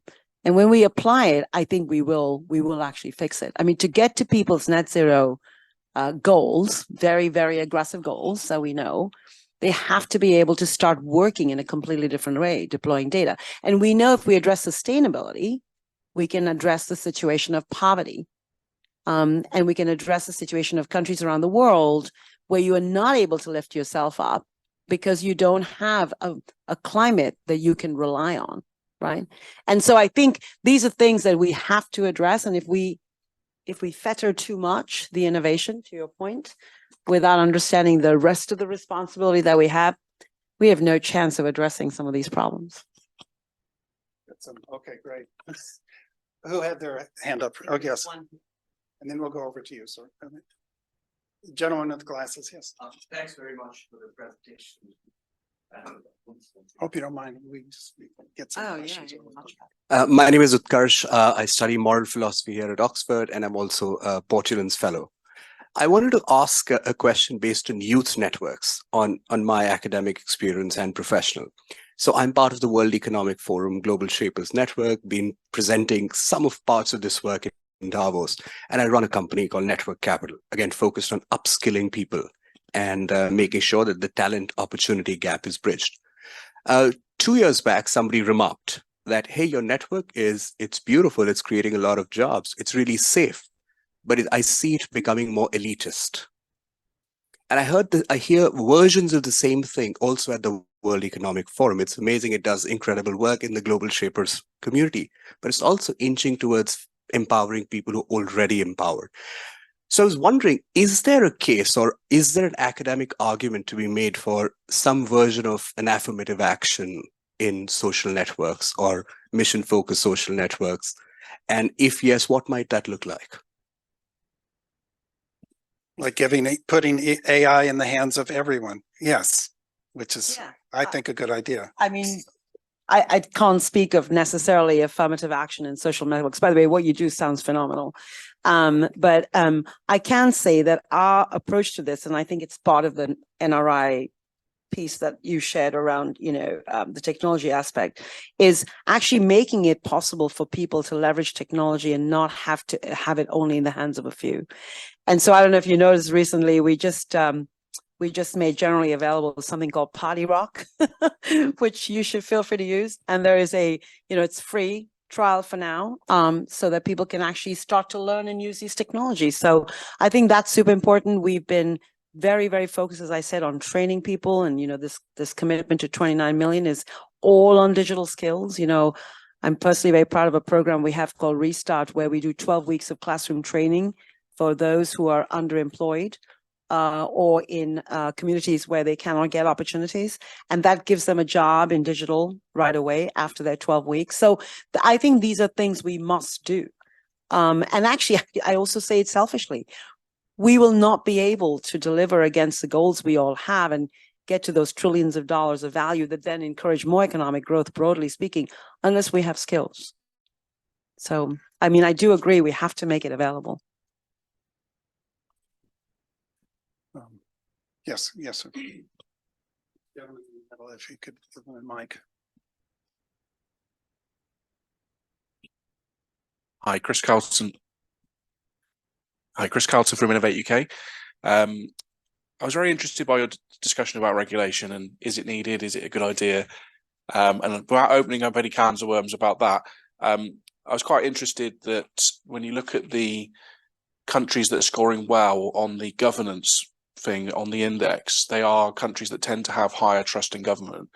And I was wondering about the connection between trust in government and the effectiveness of regulation, thinking about countries' different approaches to regulating or not regulating. I know the EU is looking at a regulation in AI, whereas the UK is not so much. So I was wondering about your views on the connection between whether regulation can actually increase trust in government, or if you need the trust in government in order to regulate. I'd like to know who might be able to answer that, although you might just remember that the US came at the top of the list.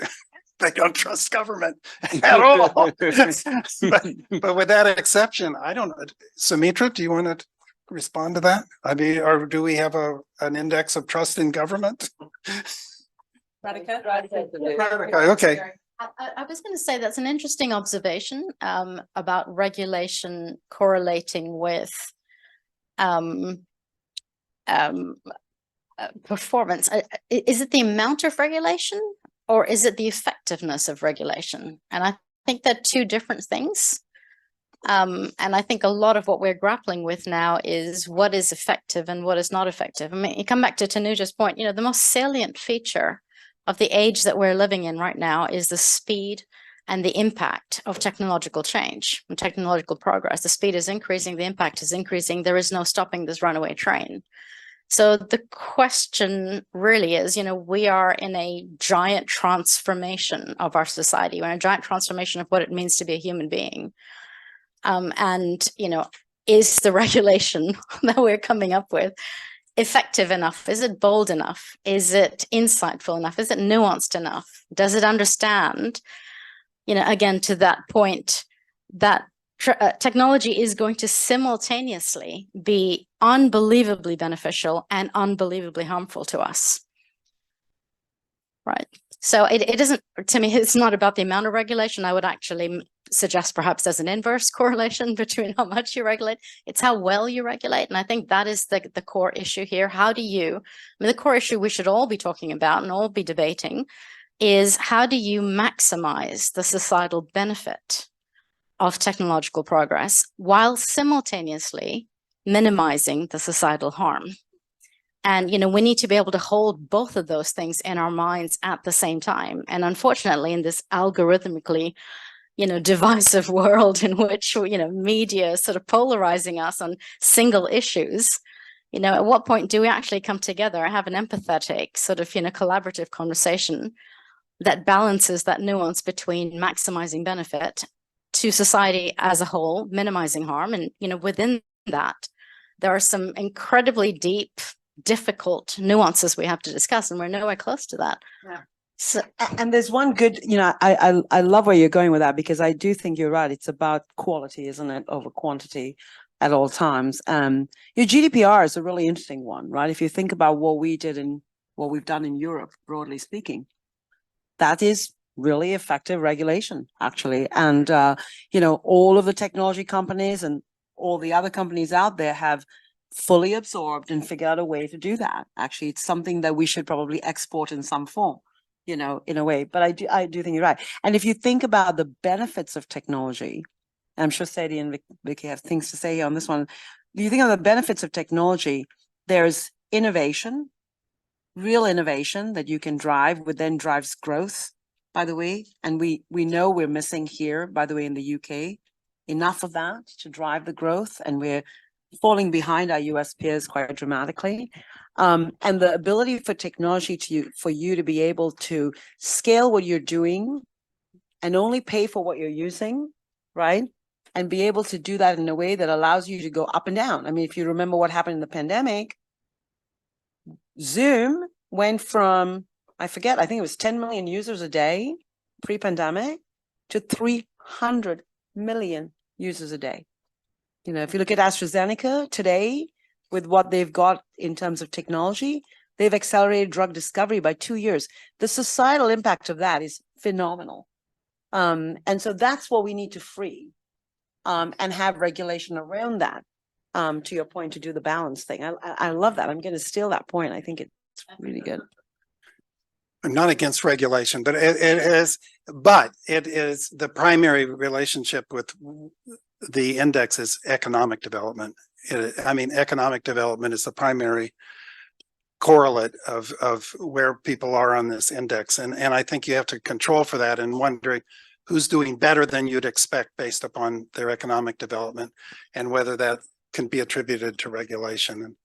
And I think one of the issues I'd like you to deal with is it's not all everything's good or everything's bad. It's some of these are trade-offs, right? I mean, if you want to protect more data and you want to keep that data to yourself and so forth, you're going to undermine the value of reading the web or search, or if you put more behind paywalls, it might be safer or whatever, and it might help for copyright purposes, but then it undermines the quality of what we learn from reading things outside the paywall.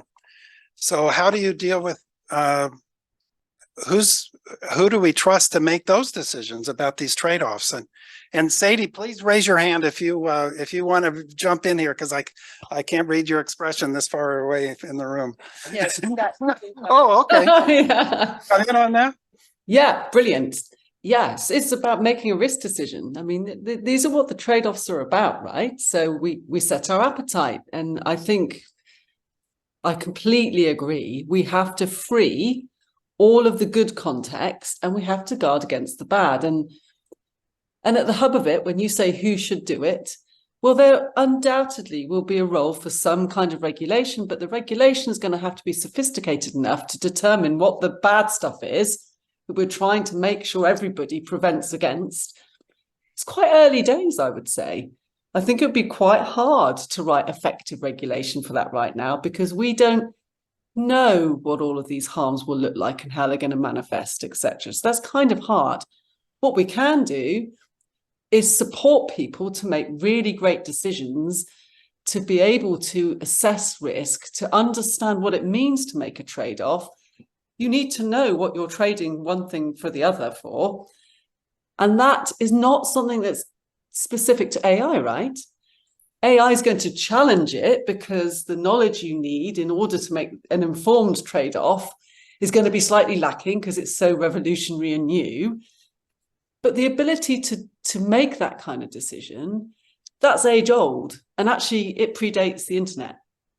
So the ability for us to make those kinds of trade-offs, we've been doing that since the dawn of time as humanity. It's how we translate it into cyberspace. But yeah, I fully support this. And this is why I think it's so important. And who? All of us. There's something about the current revolution of technology which is actually forcing us like never before into a multi-stakeholder model, isn't it? Like never before. It's not one part of the globe or another. It's not just big business or just small business. Everybody will have a role to play in this, because everybody is custodian of some part of that system, whether it's data, whether it's them not becoming a way for it to become unsafe, or whether it's on behalf of millions, billions of populations. The one thing I would say, and I just wanted to pick up from a question, a statement made earlier from the audience, and to do with, is there a risk around kind of creating a situation where certain parts of the world are more advantaged than others? And that is something that I think is a threat to us. I think that's something we should be awake to. I really do. I think there is a chance that if we're not careful, if we don't make this stuff available to all, then we will leave some people behind.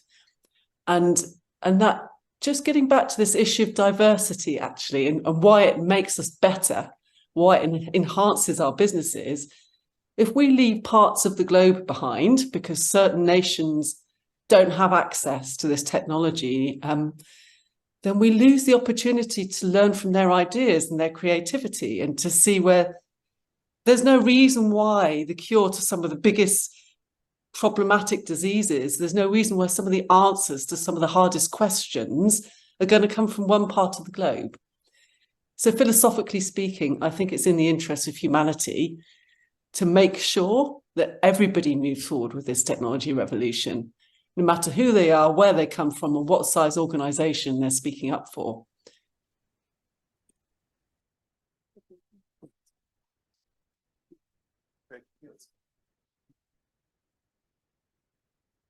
Thanks. Hi, I'm Teresa. I work for Global Counsel Real Public Affairs advisory firm.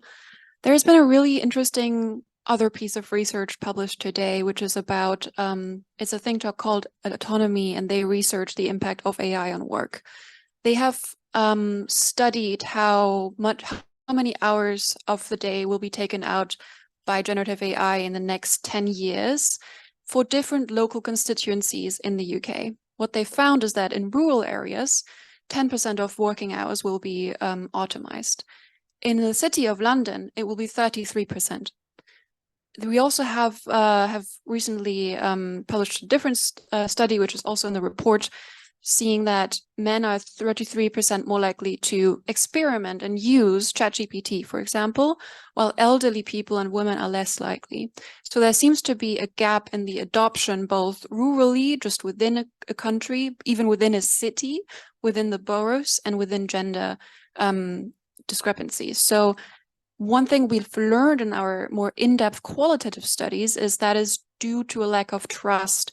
For example, that women have experienced a less positive experience on social media, and therefore they're less likely to also explore other new technologies because they think their experience won't necessarily be great. So when creating trust, who do you think should have the agency to bridge these gaps? Is that governments? Or is it also companies? Is there a social corporate responsibility to be inclusive in the trust frameworks that you create? I mean, isn't this a version of the digital divide generally? I mean, if you go back, I mean, the argument that Sadie's making was made in terms of access to the internet, access to social media, and we've done fairly well, but there's still that argument that if you're left offline, this is a handicap, this is a problem. I would, well, by the way, thank you for sharing that. I'm not sure if this is just if this is an AI issue or alone. I mean, to be honest, we've seen this issue around the lack of diversity and adoption in everything we do. I mean, unfortunately, women today are still less than 10-15% of top positions, So, but what I will say is, I think this is why I would come back to prioritizing education, because we can do everything we've talked about, from regulation to helping people make the right decisions and everything else. But if we don't, if I take the women versus men debate there, I think some of it is just women, I think, tend to want to tick every box before they try something. We're just more diligent, let's just call it. But at the same time, I'll say it's also because if you look at technology education, women are actually not as much in the space as they ought to be. Only 1 in 3 STEM grads is female, and we have done a terrible job, I would say, about not demystifying technology. And people think it's this scary, horrible thing that's only about coding, and it's not. I mean, I'm an economist by background, but I've spent all my life in technology. So I think I come back to the prioritization of education is critical in order for us to bring more people into the digital economy. And I completely agree with that. And I just wanted to go one step further, which is I think that in the context of thinking about AI, I think there is at the moment a bit of a sort of reactionary view that actually there is no place for using AI in classrooms. For me, this is the reason to use AI in classrooms, even from a very early age. We know that using the internet in schools has been a big driver, I think, hasn't it, penetration amongst populations as a whole. And I would see it as exactly the same in the context of AI. So I think it's something that we need to stop being quite so scared of and think about how we could build it in a way that enables safe, skillful use. And if I could add one more nuance to that, I completely agree. I think if we look slightly further ahead, it isn't about access to technology. It's about access to the benefits that technology is providing society. And as we improve abundance of energy supply, improve abundance of food, improve access to healthcare, as we do senescence research and tackle disease and tackle aging, right? The question is, who gets the benefits? Is it only the people who can afford it? And so I think it's a very big question that you're asking, and isn't just about, do you know how to play with ChatGPT? But actually, beyond education, right, there are some fairly fundamental societal changes coming. And how do we ensure access to the benefits is equitable and fair? And this is one where I don't think we have an easy answer. This has to be a collaborative effort. I mean, to your question, who do you trust? And the thought that popped into my head is, I don't trust anyone, but I trust everyone. So very democratic. But can I just, I don't want to slip by without commenting on your point about jobs and work. And remember, decades ago, the Linder, I think it was, wrote the Harried Leisure class, because computing was going to put everybody out of work. we would try to, what do we do with all of our leisure because of work? Well, people use computing in ways that created other, they did other work, and these forecasts were just wildly off, and I don't think anybody read the book. And so I think some of these are off, and I think what we've learned in terms of trying to introduce older people and others to the internet and social media and so forth is show them that they can do things they want to do on this technology, because they'll train themselves if they realize they can do what they want to do on this, whether it's investing or looking for homes or cooking or what have you. And then all of a sudden they have a motivation to train themselves rather than think, why would I want to use AI? Well, no, you want to find a new recipe, invent a recipe or something. So it's we always talk about something called the learning quotient, and I heard someone say that recently. I think in fact it was Radhika Kate, as she was talking about this new book you guys have released called Rewired. But she's talking about the learning quotient and the concept, if we're always keeping that front and center ahead of us, then there will always be new things that we're going to create. Versus having 33% of our jobs, whatever, gone away. Actually, I'd be delighted if 33% of what I do goes away and I can replace that with really thoughtful, reflective, strategic work that I'm not doing today. And I think in the city, you probably see those results because of the services dimension, whereas in the rural areas, you don't see it because you don't have as much of the services dimension that can be taken over from an AI perspective. But I think we should really be religiously and purposefully looking at every process, because there's not an industry, not a process, not a piece of the value chain that cannot be recrafted with AI put to work, and then we can decide what we do with the in the loop, over the loop concept that I was teeing up. But I think, working alongside technology is what we've done for gazillion years. Soumitra has a point, I think. Yeah. And by the way, we are in our question and answer period, so please. And pass this one over. May I ask my question? Yes, thank you. Thanks. My name's Jo Reynolds. I'm from Good Things Foundation, a charity that supports digital inclusion in the UK. We're very much concerned about the people who are most digitally excluded, but also those people who are teetering on the edge, so maybe currently digitally included, but through financial or other kinds of developments may fall into being excluded in the near or more distant future. We work with a network of over 3,000 community organisations across the UK to reach those people who are most digitally and often socially excluded, and to find the best ways to support them with building digital skills, digital confidence, and enabling them to have access to digital devices and connectivity, all of which are obviously really important.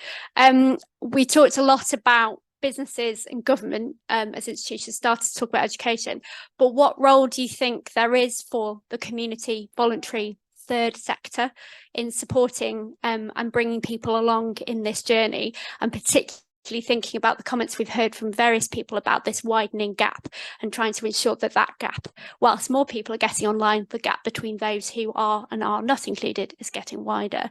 So what role for the community? So if I start, Yes. if I jump in there, I think the role is vastly underestimated and has to be much, much bigger than we have seen in the past. I think, far too much sort of timeshare goes into sort of what business can do, what government can do. But actually, there's something about an entire community stepping up. I mean, we've got a world that is experiencing change at a pace that it has never, ever experienced before. In some ways, I think, as a society, as a global society, we're in a little bit of shock. And anybody who's been through a large transformation will tell you the single most important thing you do that will determine your success or failure is the people. Do you get the people issues right? And that's not something you can just regulate for, or you can sort of have a training class for. It's something where an entire community, entire social community has to rally and support sort of, the emotional and cultural change journey that people are going to get on, people are on. And again, I can't underestimate or overestimate how important this is, because if we think we're on a difficult pace of change now, our lives look nothing like our grandparents' lives. It's only increasing. What do we do when, lifespans, are double, triple, quadruple, 10 times what they are now, which is sort of the trajectory we're headed on? What do we do when, we aren't talking about 33% reduction in our work, but actually machines take care of it? We're not that far off at current trajectory. And the only way we come out of this in a good place, I think, is for our entire community, global community, to step up regardless of, whether it's regulated or consumer driven. Okay, I have a great question online, but Vicky and Soumitra. So just one quick comment, and everything that your organisation does is so vital and so valuable.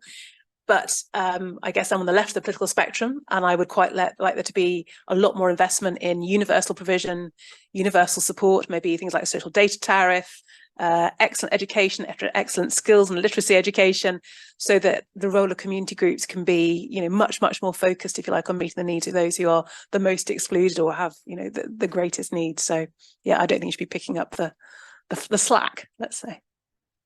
Soumitra, did you want to add something? No, first of all, it's an excellent panel. I'm really enjoying it, and I'm sure everyone else in the room is also. I had a question about regulation. So this is a question that troubles me too. We all talk about regulation. We somehow expect the regulation will happen. Maybe a little delayed, but it'll happen. Now, if you look at social media, it hasn't happened. And if you look at the pace of technology, it is moving so fast. So my question to you is, hypothetically, what if regulation does not succeed, especially given the division between the US and China? So how do you see a scenario like that? Is it even feasible in your mind? Is there something that will happen or will not happen? So what's your view on regulation, and will it happen or not? And if it doesn't happen, what are the implications? Shall I start? I don't know if Sadie's putting her hand up or anything. Nope. No. Okay, there you go. So on current trajectory, regulation is far slower than we need it to be. It's far less adaptable than we need it to be. The pace of change is so quick, and we are used to regulating in a way that uses long-term longitudinal data and making tiny tweaks to our system and then seeing what happens, because we are dealing with very, very large impact for every small change. And what COVID showed us was, in a crisis, we have to make fast decisions with limited data, and we have to adapt those decisions based on what's working, what's not working quite quickly. And so if regulation is going to step up to playing the role that it plays, the effective role that it needs to play, I think to your point earlier, it needs to be much more adaptive. We need to have almost change how we think about regulation, how we think about the institutions that regulate and the data that we use to regulate and the devices we use for it to be fit for purpose for a very, very changing world. I'm going to say I hope it does.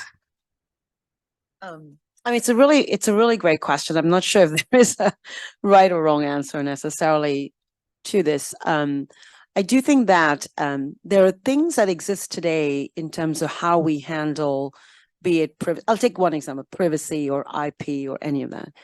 And I fear that what's happening now is a desire to rewrite the rules again. And I just wonder whether we should take what we believe works now when it comes to the physical world and adapt it to the sort of virtual world versus trying to rewrite the book. And I think if we did that, we would go faster. So for example, there's a lot of question about, IP issues with regard to AI. Well, people have been reading books for centuries and writing things, having read those 50 books. And no one ever said they took the IP from someone, right? So I mean, and I'm taking, sort of being a little bit, extreme, but I think it will happen. I do agree with you. I think it has happened and will happen. I'm not sure unless business and government and academia work together, we will get to the right place. So I think this is the time more than ever for us not to wait for regulation to happen to us, but rather to be highly involved, as was the case in the pandemic, I think. And I'll give you an example of Ukraine, if I may.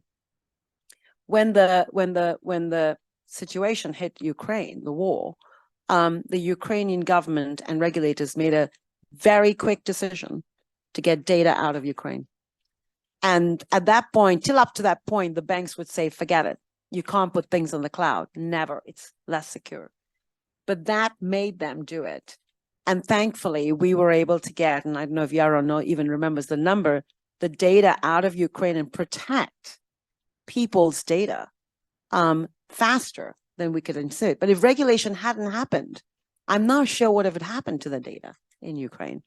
So it's one of those examples that I think we need to really adopt fast.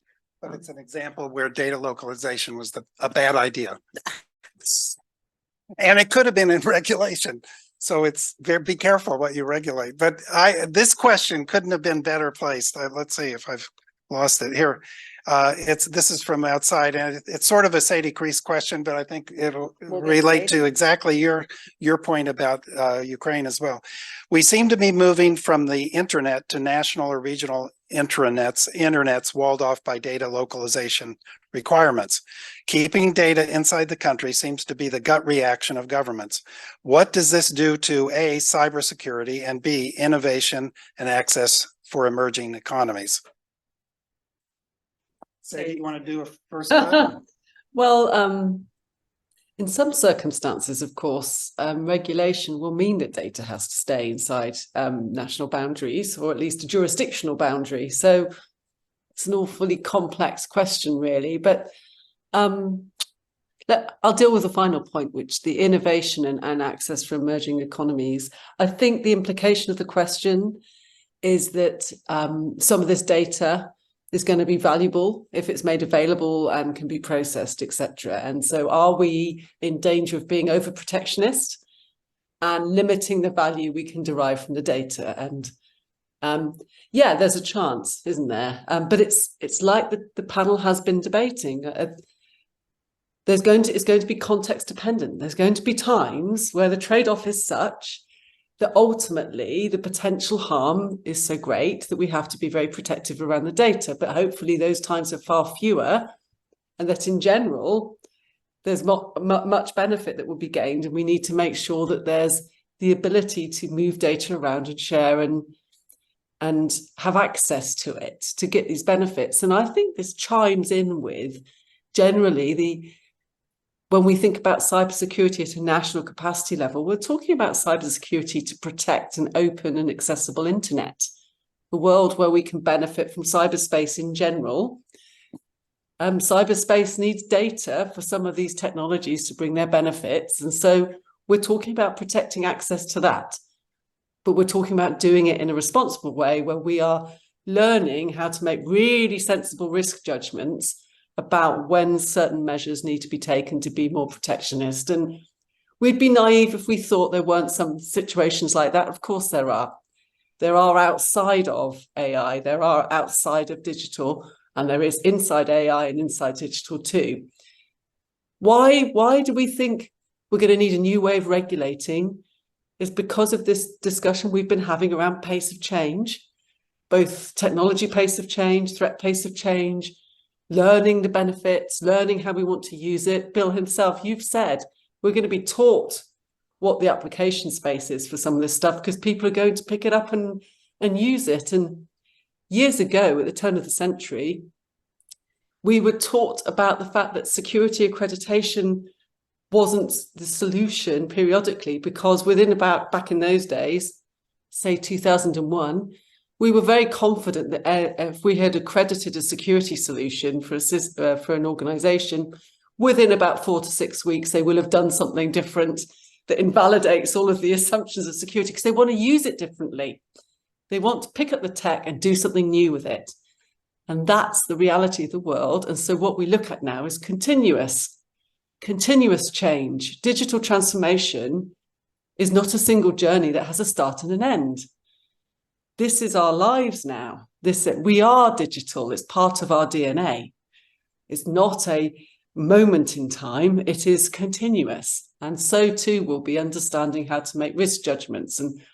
And so will be, my prediction would be that regulation in the future will look like a very dynamic organism that will all have some kind of role to play, and it kind of getting comfortable with the fact that there's constant change is probably the most important thing we could be doing right now.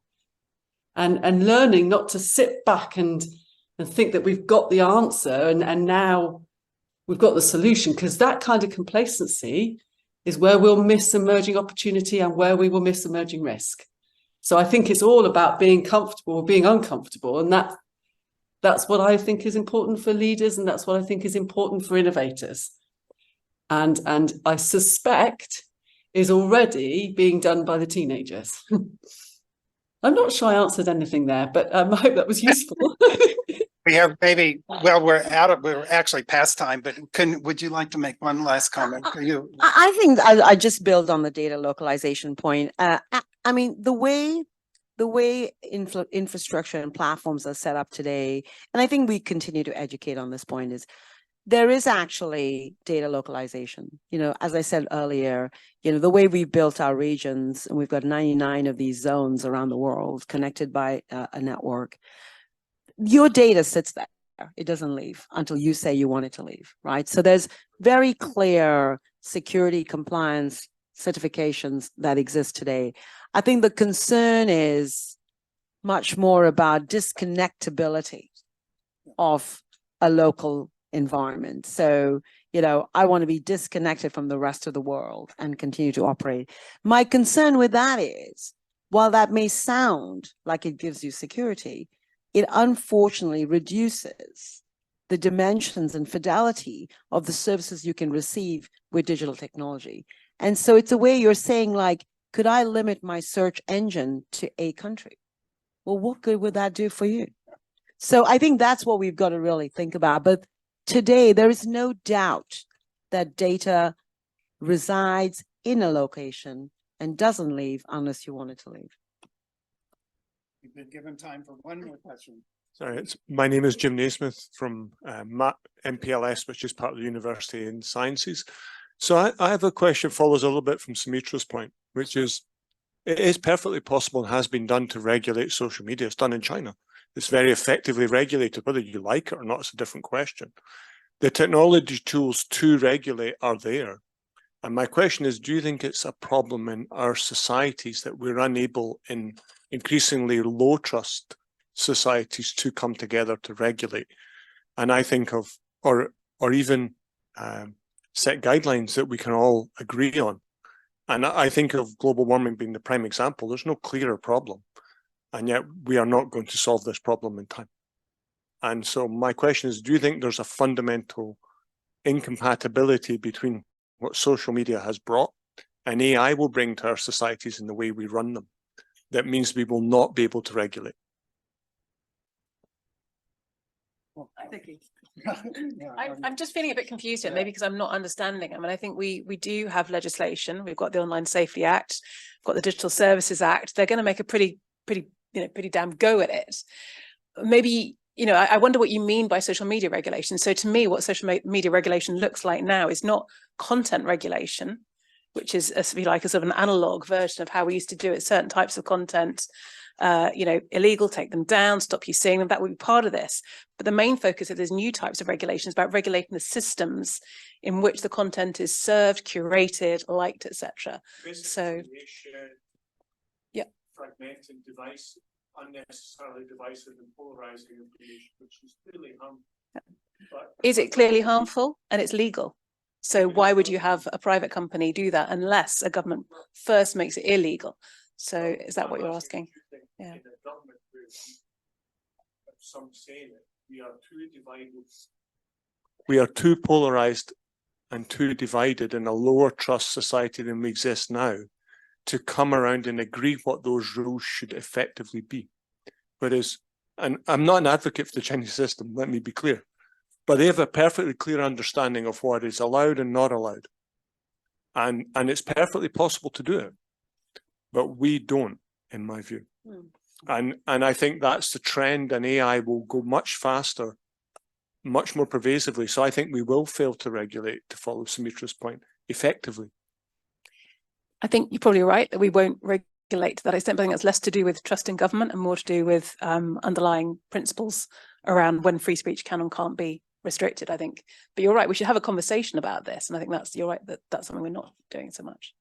Others? Social media in authoritarian nations has no value whatsoever. It's completely shutting off any kind of expression that is meaningful in terms of, so I would say, that's where the regulation, you kill the baby in the bathwater, what have you, in my opinion. I would really, I think it's a great question. We could probably stay here for hours and still not get to the answer, but, and it causes me to reflect, and I think probably all of us to reflect a bit, but I do really believe in by design. And at least personally, I think a lot about how much can we embed in the design of what we do so we don't have to rely on a piece of paper or regulation.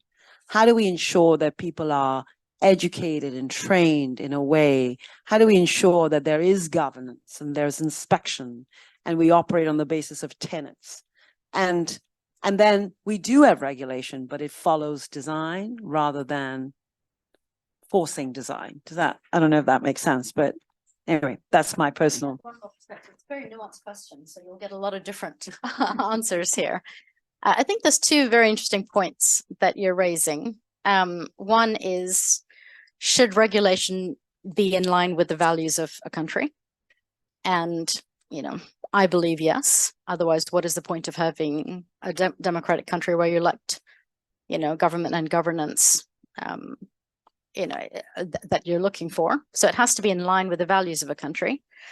But there's a second question there that you've raised, which is, why is it that we're not holding to the values that we have said and that are enshrined in our laws? And is that about a lack of trust, or is it just overwhelm?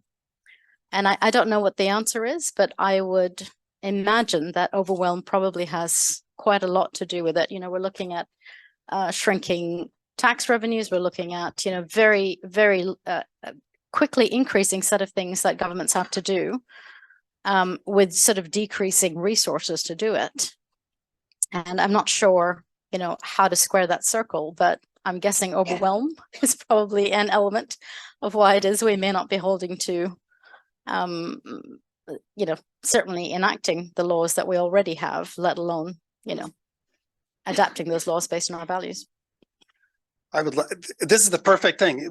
We're just getting started, but we have to leave. We're going to lose the panel if we don't quit pretty soon. So thank you very much. I want to thank the panelists and all the people who've asked questions and online and offline, and very much appreciate it. I'm sorry we went over time. I apologize. But let's give a hand to the panel.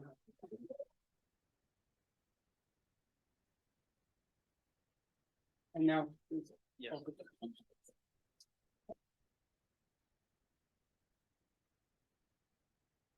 thank you so much to all of you, Bill, Tanuja, Victoria, Radhika, and Sadi for a very insightful panel discussion and also very, very honest interventions. And also thank you to everyone joining us in person and remotely. I would like to now give the floor to Dean Soumitra Dutta for some of the closing remarks. Thank you so much. I must say, I don't know, I really, really enjoyed the panel. Probably one of the best panels I've heard on this topic. And I'm not really, exaggerating or just saying nice words just to thank you all, but you're wonderful, all of you, and including Sadie. I don't know whether she's still there or not, but let's give a second applause to this group. Very good. I have 5 minutes, so I'll try to be brief. Usually when I talk about technology and these issues to either students or executives, I begin with a very simple, small little simulation that I found online sometime, and it's about filling Lake Michigan using water at the rate of Moore's law. So every sort of, 18 months, you double the amount of water you put in the Lake Michigan. And what is interesting in the simulation is that for 60 years, so it starts in 1940, for 60 years, you see nothing. And then in 10 years, the whole thing just explodes and the entire lake fills up. So that's basically the exponential curve that you see, tipping point. If you look at Moore's law, we are at the tipping point. Since early 1960s, we are 63 years. And so what we are seeing in this progress in AI and technology in the last 5-6 years really is not a surprise. Because right now, technologically, what is possible is to increase the complexity of systems to a level which we could not even imagine a few years ago. But the most scaring and the most important thing is that if you project forward 5 years, 7 years, 10 years, in this vertical rise, what's going to be possible, we cannot even imagine today. Just like even 3 years ago, we couldn't imagine GPT-4 and what it could do and so on. So what will GPT-7, 8 look like in 10 years, 7 years time? We don't even know. We cannot even imagine. So I think human beings, it's well proven, are not very good at imagining exponential scenarios. So there's a very important question out here. And the question asked of co-regulation is very important because I really am very worried that I don't think so we'll regulate. Because there is no, see, in the pandemic, there was a situation where in developed economies, your neighbor was dying, your friend was dying, and there was an immediate crisis. In the climate, there was no crisis per se, okay, slow, like a frog getting boiled in water. And a similar situation is happening now in this whole AI/social media technology space. And I really wonder, what will the world look like if regulation fails? Not willingly, not out of any deliberate consequence of action, but just that's the way the world turns out. And we talked about GDPR, we talked about some regulatory acts that are there. One can actually question to what extent they're actually effective. And if you look at a lot of the laws in even the US that have tried to follow the GDPR, they haven't actually followed GDPR. The rights are all there. The US companies, they have all the rights right now in the US. And I don't know how many of us realized, but last year, about 3 months before the Ukraine invasion of Putin, the Europe agreed to move European citizen data to the US. Okay, that was almost a sacred thing that the Europe said would never happen. And then obviously you can probably imagine behind the scenes, the negotiation was taking place, and Europe basically allowed European data to go to the US. The US also in the USMCA agreement basically had one key clause. A lot of noise was about Mexican workers' labor rates, but in the USMCA agreement, one key clause was that the data markets of Canada, Mexico, and US were integrated. Okay, so basically what has happened is the US companies are making sure they have as much access to data around the world as possible. Now, this is only natural because the companies are very strong and powerful, and US is, of course, currently the leading sort of global power out here. But it's an interesting question about what kind of a world we're actually creating out here. And what happens to us, what Diego Molano said, to countries in, let's say, less developed areas of the world, Latin America, in Asia, and other parts of the world. How do you actually play the world? Because on one hand, you have China, on the other hand, you have the US. And the question is, there are two different sort of models out there. And it's a very interesting question about how do we as a global society even handle this kind of divisions that are there around us? So I don't have answers out there, and I'm sure, we all are probably have many questions and many points of view on this, but what clearly this session shows that there's a need for a lot more discussion. There's a need for leading universities like Oxford coming together with leading companies, like Amazon, AWS, and so on, to think about these issues much more carefully. And to work with governments, I think, your presence out here, Minister, also is very important for that respect, who can actually think about the future in a more forward-looking, in a more holistic manner that integrates technology and human beings together in a proper manner. So in any case, thank you very much once again, Bill, also for leading a wonderful, I think you were a great moderator, so thank you very, very much. No, but you had great, you had great colleagues to work with, so it's very good. Let me also thank my team members and colleagues. I think, Miriam, Sylvie, and Rafael did a great job, and of course, many others that Rafael showed on the slide earlier. We're very happy that Oxford could host us, and I'm very grateful to my colleagues in the Oxford Communications Department and Oxford University and the Side School also. Very grateful that colleagues also here. Jim, thank you for joining us. I know Jim is the head of the whole MPLS division, one of the 4 divisions in Oxford. So he's a very busy man. So thank you very much for being here. And I think we have time for some informal cocktails and drinks. But just a final word of thanks to AWS, to Malomatia, to CNI. I know that one of our CNI friends, Gianna, has actually sent me a message. She's online. So thank you, Gianna. I know that we're missing you out here today for your support. And I think what we are hoping is that studies like the NRI can at least give some data to help support the discussion. Now, we know that measuring aspects like trust, inclusion are very complicated, especially on a global level. So the more data we can get, the better it is. And that's a request to AWS also to maybe help us with some more data to, if we can get some more data from different organizations, to help us make the models a little bit more complete and more holistic, that's good. At the same time, it gives us a simplistic but important way to frame the discussion on technology. I think that's part of the goal out here. So thank you very much for giving us your time. Thank you for coming.